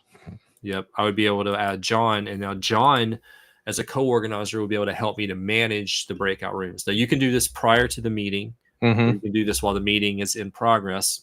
Yeah, go ahead and hit save. As soon as he did that, now I have a rooms button too. And then we just go up to that rooms button. And from here, we can go ahead and start assigning the breakout rooms. Now it's going to automatically, or I can manually assign, or I can even let people choose their own, but I'm going to go ahead and create. Yeah, that's the new feature, is that you can let people choose their own and you can allow them to move between. And I think this would be really helpful if you were going to have, like, say you were going to auto assign some breakout rooms. And then what I used to like to do whenever I taught classes about M365, we would like break out into small groups and we'd do like an activity together. You could create a room that's called like help me or get help or something like that. And then you could allow people to move between rooms. You could then tell your students, hey, work on this activity. If any of you guys have trouble, join me in the get help room. And then like basically that's where you could like host office hours, where so they could come in and that you could like help them one-on-one and then they could go back to their room. That's one scenario that stands out to me. I don't know if you've run into others.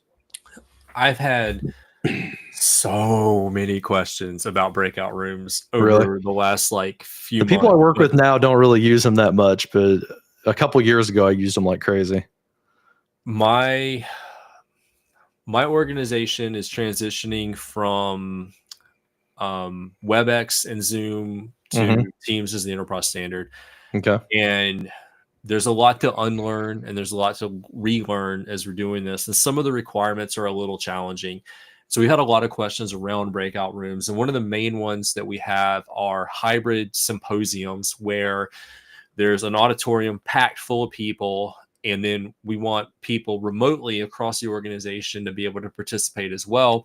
But we need to divide into subtopics at some point within the symposium. So some people in the auditorium might go to a separate room and a separate session with a separate presenter, but it wants to be, part of like the main meeting. So there's been some challenges in identifying what's the best way to do that, but minimizing the amount of friction for people to register, sign up, attend, and participate. We don't want to have 5 different Teams meeting links, as it can get confusing as to which one to click on. And, are you in the right room or the right meeting? And then if you do breakout rooms, it gets a little complicated with assigning people to the room, pre-registration. And then like before the co-organizer role broadened, it was around one person basically managing all this ahead of time, and then we have a placeholder on the calendar, and then we got to replace it with a meeting, and we might be using another tool for registration. There's a lot of layers to this. We're trying to figure out like the workflow around it and like how to simplify it. Adding the co-organizer role to be able to manage this is going to be something that's going to help with that quite a bit. It's going to simplify some of the workflow. And then some of the things that we see here, allowing people to move freely between rooms, that's going to help. I'm in the wrong one. Let me go to that one. And they can self-service do that versus like, oh, let me go in here and assign these people and, move them around and and work with like that workflow. Letting people move between rooms, going to help with that a great bit. But There's some things we still need to test, and some of the co-organizer features are just now rolling out. So there's still some more testing that we need to do around this. Yeah, that could be.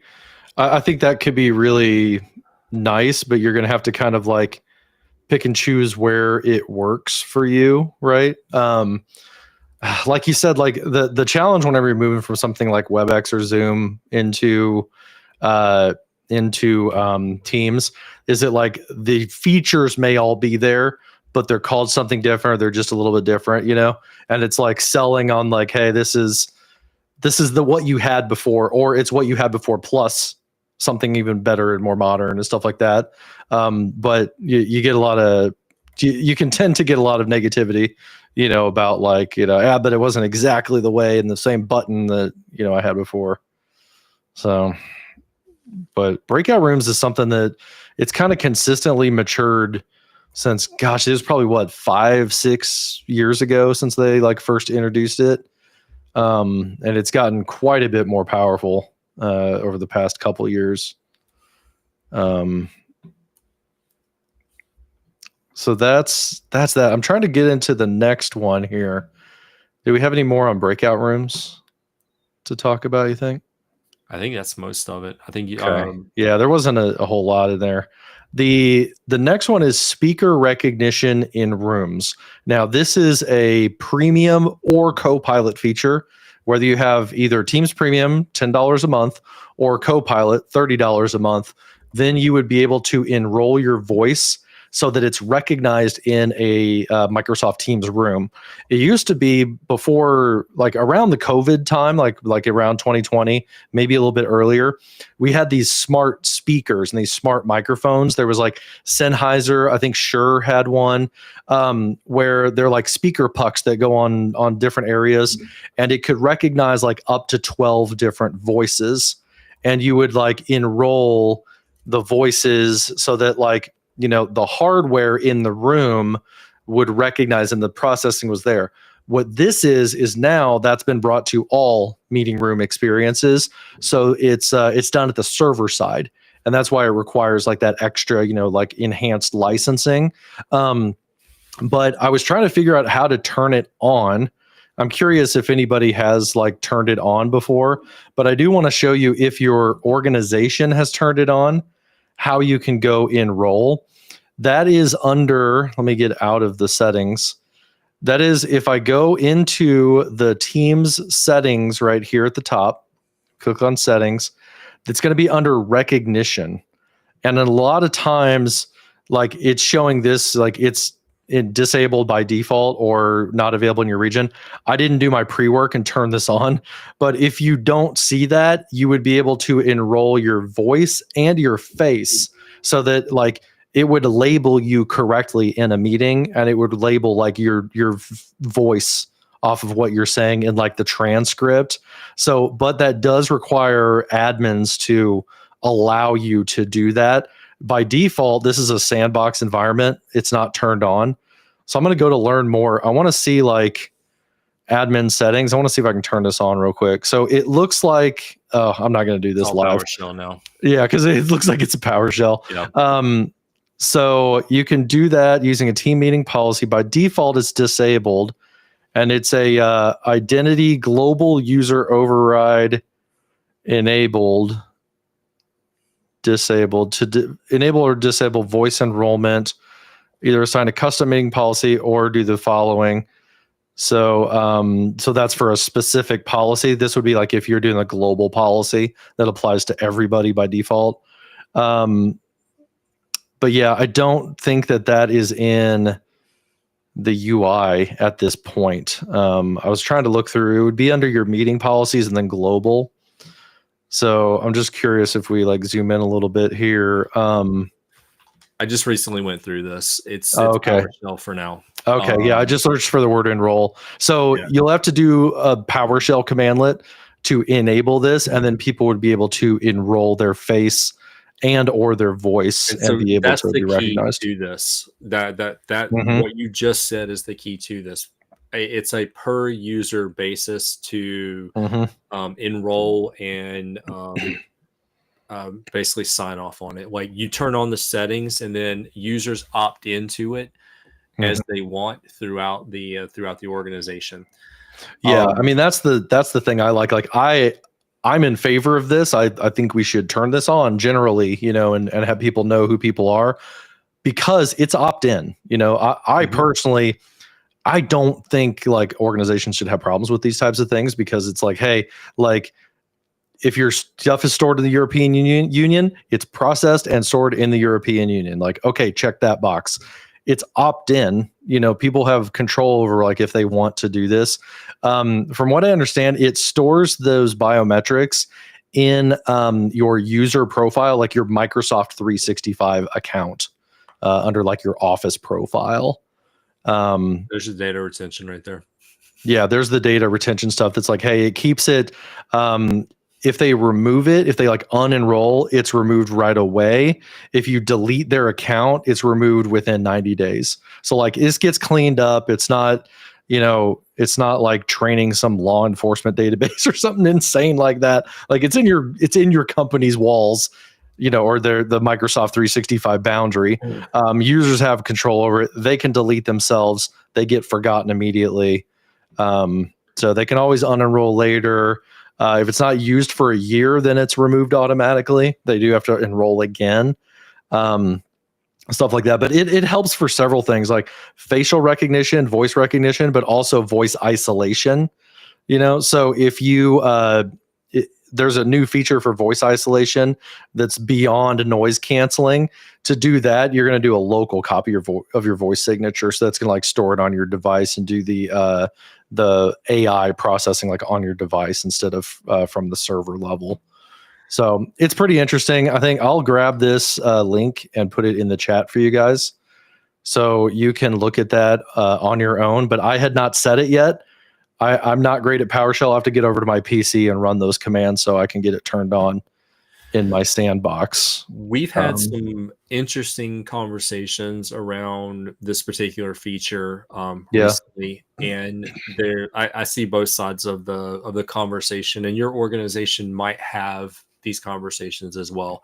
On one, it is using biometrics to identify a person as part of a online meeting, and those biometrics are recorded and stored somewhere in the Microsoft cloud. So there is data retention and the ability to biometrically identify someone. And there are different laws that apply across different states, different countries, different regions that you need to be cognizant of. On the other end of that, there is the ability to use this to uniquely identify someone based off of something that may have been said inside of a captured Teams meeting. And one of the examples that I think about with that is, let's say I'm in an open office environment and I'm joining a meeting and somebody walks behind me and says something obscene, makes a crude joke, uses profanity. If I'm not using any kind of identifier like this, I might be attributed with what was said, and it might be hard to discern through the Teams meeting recording whether or not that was actually me that said that or not. And there could be a potential, repercussions for that thing being said and, being attributed to me. But on the flip side of that conversation, you have to register it, register the person's voice. There's data residency around that. It is a biometric identifier. It could be used for auditing and e-discovery purposes. There's privacy concerns that go around that. The point of saying this out loud is that this is a conversation that, as an organization, I would thoroughly encourage you to explore with your compliance teams, your legal teams, your cybersecurity teams, but also the teams that manage your Microsoft 365 apps and services, to make sure that you have an understanding of this. I've seen a number of situations just across our community where knee-jerk reaction has been immediately to turn it off and not use it. I think there could be some potential use cases around it, and I would encourage you to take the time to thoroughly vet it and don't make a knee-jerk reaction around it. And again, I understand both sides of the conversation here, and it is a complex thing to potentially manage.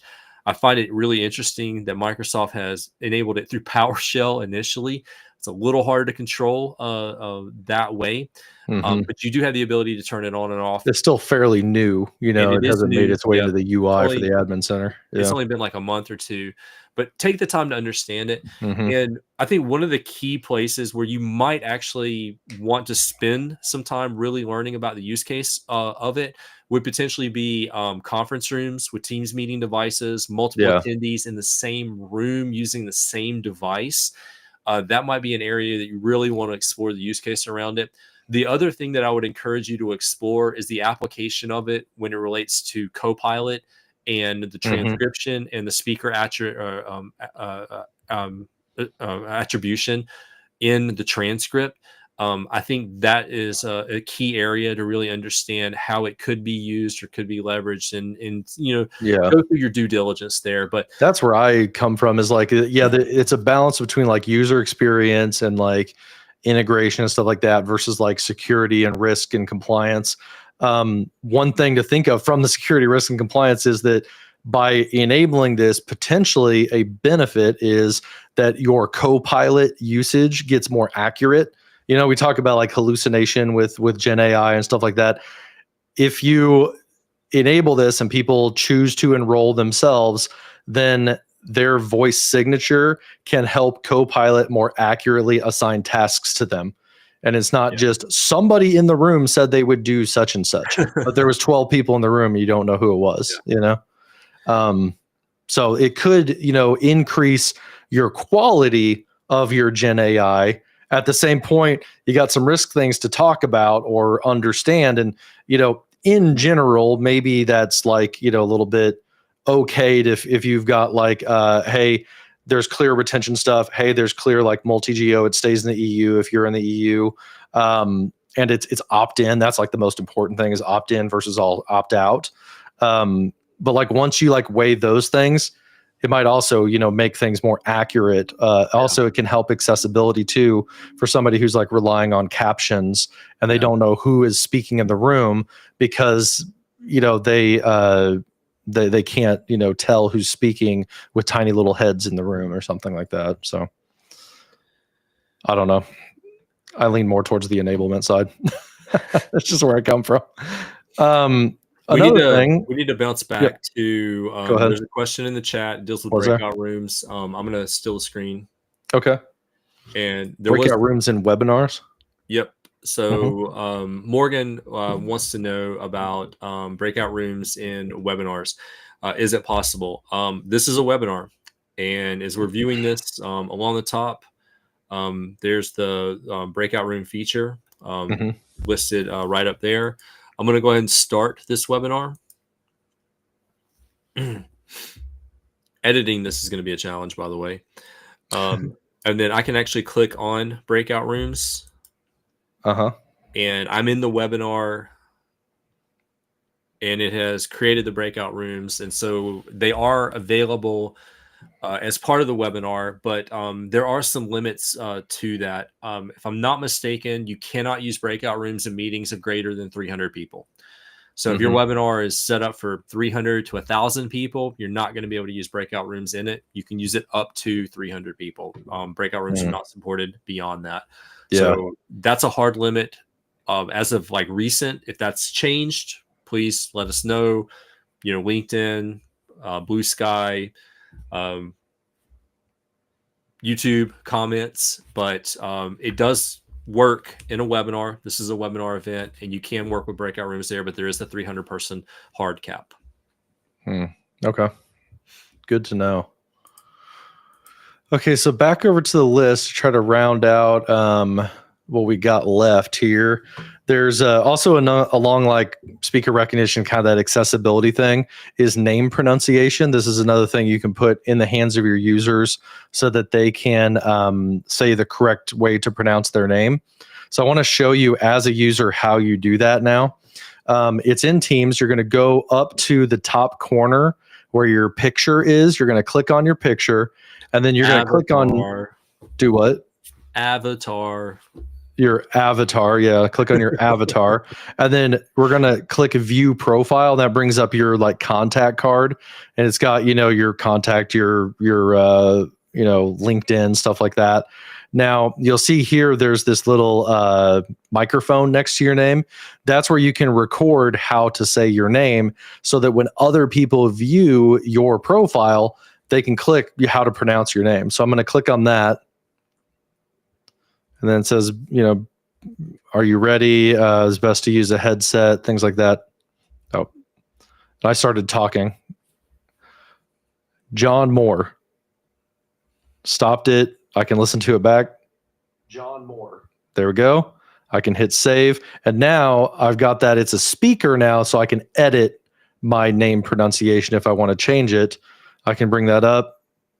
Optimus. Oh, I can click on that. I can delete it, go back in. Optimus Prime. And now I've made my name Optimus Prime, which is don't do that. That's like unprofessional. And we just got sued by Hasbro. Do what? Yeah, exactly. I need like a voice changer that makes it sound like it. So that's how you would do your name pronunciation, though. Be mature, more mature than me. The next thing on the list is CAPTCHAs to prevent bots from joining meetings. This is a very important one. If you're an admin, put your admin hat on. If you want to prevent fireflies, Otter, these like AI things from being able to join meetings, you can now turn it on a feature so that if an anonymous person or service like Fireflies attempts to join the meeting, they have to punch in a CAPTCHA, like, are you a robot type of thing. So the way that you do that is in the Teams Admin Center. We're going to go into Teams Admin. We go into our meeting policies, and then I'm going to set this for the global policy. If you're an admin, you know what the policies are. Halfway down here is meeting and joining. So right here, this section now has require a verification check. So that's not required. If I want to require that for anonymous users and people from untrusted organizations and then save that, it's going to take a little while for it to, I can't show you what it looks like, but if I wanted to test this, I could schedule a meeting, then I could go into Edge and I would create like an in private browser session and paste that meeting URL. So I'm joining unauthenticated, and you should see on the lobby screen, you have to punch in, like squiggly letters and numbers to join that meeting. And that should stop those services from bots joining your Teams meeting. So I wanted to point that out. In the age of AI, that's a hot topic for a lot of administrators. Moving down the list also, rapid fire is external support for iPads for cameras. This means it's a feature called UVC, which is like Universal Video Control or Universal Video Connection. It's basically, if you have it would be best if it's a USB-C iPad with a USB-C camera. Like I've got a Logitech Brio over here. It's USB-C on both ends. You can take that connection, you can plug it into the iPad, and then use that external camera as your main Teams camera. You basically cycle through it from, do you want the front camera, the back camera, or the external camera? And the Teams app supports that on iPad now. That's really helpful for people who may have like an iPad Pro, and maybe you've got like a docking station where you've got a monitor, a keyboard, a mouse, and a external camera on top of that monitor. You can now plug in your iPad, and you could use that higher, better looking camera than what the front facing one is. So that's a new one. The second to last that I wanted to talk about is Stream Deck. So I made a video, gosh, it was a couple years ago at this point, about you could do Stream Deck for Microsoft Teams. So if I bring up Stream Deck right here, and there's a new version I got to do. You've got the plugin. So you got to go here to like the marketplace, and then you could get the Microsoft Teams plugin. So you would search for the word Teams, and then there's Microsoft Teams developed by Microsoft. You get it, it adds it to your Stream Deck application. And it used to be that what you did is, if I search for the word Teams, you could drag and drop all these different actions onto your buttons, and you would have to click into one of them, and you'd have to paste an API key, and you'd have to go into Teams. You manually would get the key, and then you would like paste it in here to get it to start talking. Now it uses kind of like a push notification. It pushes a request to your application to allow access. So what I do now, because I haven't set this up yet, is I go into my Teams settings. We go into, this time it's in privacy right here. We're going to scroll all the way down to the bottom to manage API. You're going to turn on manage or enable API. And then I've got to basically go into my meeting. So I'm just going to start a random meeting here. And we've got the meeting screen open over here on the side. We've got Stream Deck over here on the other side. You can pretend that, you know, you're looking at my desk over my shoulder here. And when I join that meeting, now I've got these buttons right here. So if I like click on it, see how like I clicked one of my buttons and now it says, wow, new request. Do you want to connect? So I click allow for my Elgato Stream Deck. My understanding is it works the same as for the Logitech MX Creator console. I do want to get one of those because I want to like try that out sometime. But I'm going to click allow, and then now I can mute and unmute. I can turn on my camera. I can turn it back off. I can do like raise hand and like thumbs up. So all of those things are now available in that meeting because I basically set it up, and then it's going to request access, and I click allow. I don't have to like copy and paste an API key anymore. So that is the Stream Deck stuff. The last one is for my friends who use NDI. I just started using OBS again after like a couple year break, and I realized that NDI changed in how you set it up for Microsoft Teams. So the new way in the new Teams client is we have to, kind of like the API, we have to go in and actually enable it in the settings. This one is going to be under app permissions. So if you want to use NDI, you've got to be set up for it in your meeting policies at the admin level. Then your user on your device, you got to go into app policies, and under production tools, you're going to turn that on, and it tells you it's got to install the latest binary. So no longer do you have to go in and like, you know, download the right like NDI runtime and stuff. Now what you can do is you can click download directly from Teams. Teams will manage the correct version of the NDI plugin for you. So I'm going to go through and I'm going to install this real quick. Install and type my super secret password. And then that is now installed. I'm going to move it to my trash can.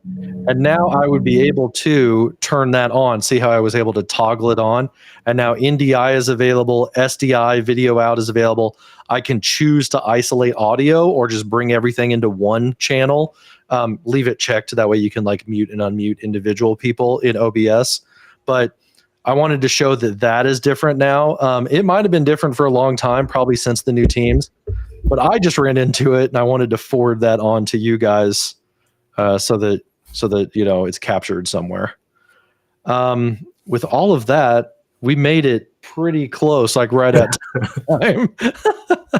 So Morgan's talking about breakout rooms. Look like she's gonna, or he or she is going to try rebooting that stuff to see if breakout rooms come back. Yeah, Fairy Geek Matter, happy for the bot blocker, as long as like normal people, you know, can get in. Okay, so hopefully that kind of helps. Those were definitely rapid fire there at the end, and I didn't see any other questions for what we've kind of talked about. So I like that Stream Deck one so much that I spilt my coffee and it landed in my lap. I saw you over there like dealing with something going on. Yep, that was great. Nice. Yeah, like it's something that like I I just hadn't, noticed and realized like, oh yeah, that's part of the new teams. Since we've talked about the new teams, there's a new way the API is handled. There's a new way NDI is handled. Yeah. So might not be new, but it's new enough that like if you watched one of our videos from like 4 years ago, you should be aware of these changes.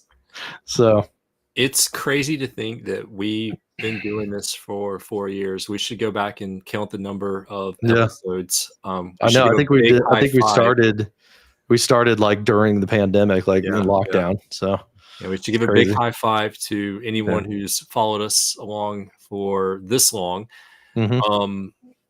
If you followed us along for this long, you should be following our YouTube channel, 365deepdive.com. We need to get that membership. Click to subscribe. Up. Yep. Or scan the QR code to subscribe. We're on LinkedIn. We've got a page on LinkedIn. Yes. We need a few more users so that we can live stream to that page on LinkedIn, because right now we're just doing it through my LinkedIn account, but we want to grow that community as a place for you to be able to engage with us, between sessions, between these monthly deep dives. We like doing this. This is a lot of fun for us. It's a great learning opportunity, live without the safety net and coffee in our lap. So we get really excited about features. Yeah, I learned a lot this month. It just kind of like I was like looking up how to do the next bullet point on Google like before, so this kind of forces me to like slow down, take a look at what has changed, what is the new way of doing things, so that I can stay up to date.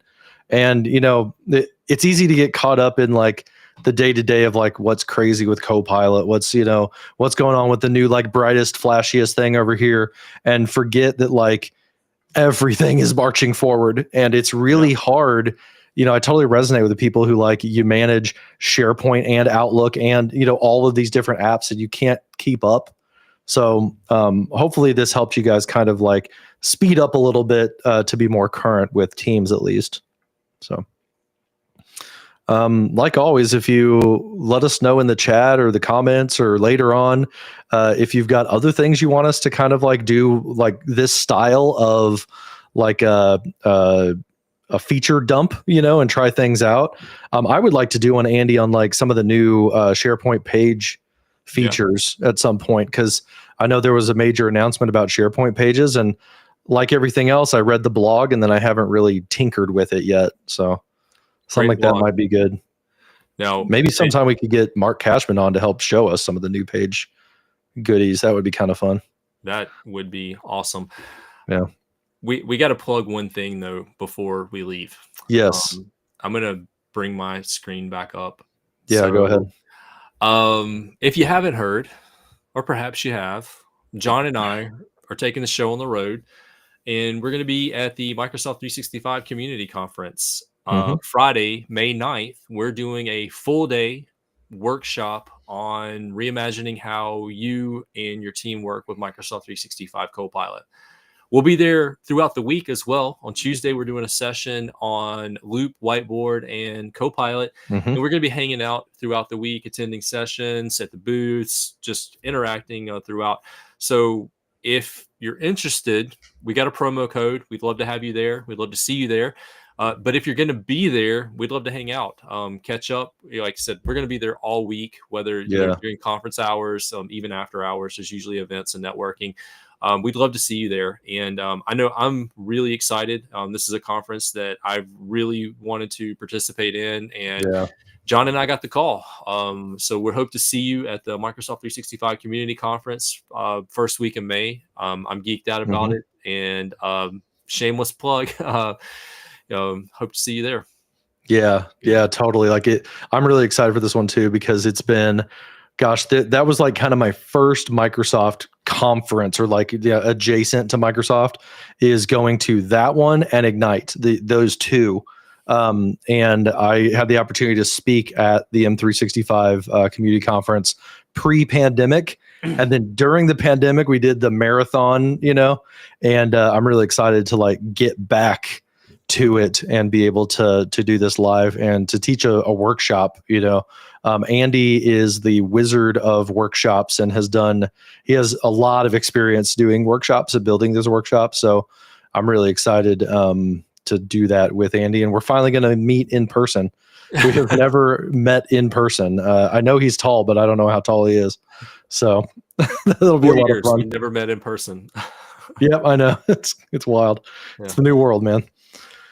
Cool. Well, thanks for remembering to plug that. I had forgotten. Don't worry. We're going to be plugging a lot more for the next couple of months. Yeah. Hope to see you guys there. But on that one, great show. Thank you all for being here. We love doing this. Let us know what you want to see in the next one. We got a couple ideas, but we do this for the community. And so on that note, thank you so much for your time and attention. And folks, we will see you in the next one. Have a great weekend. Bye, guys.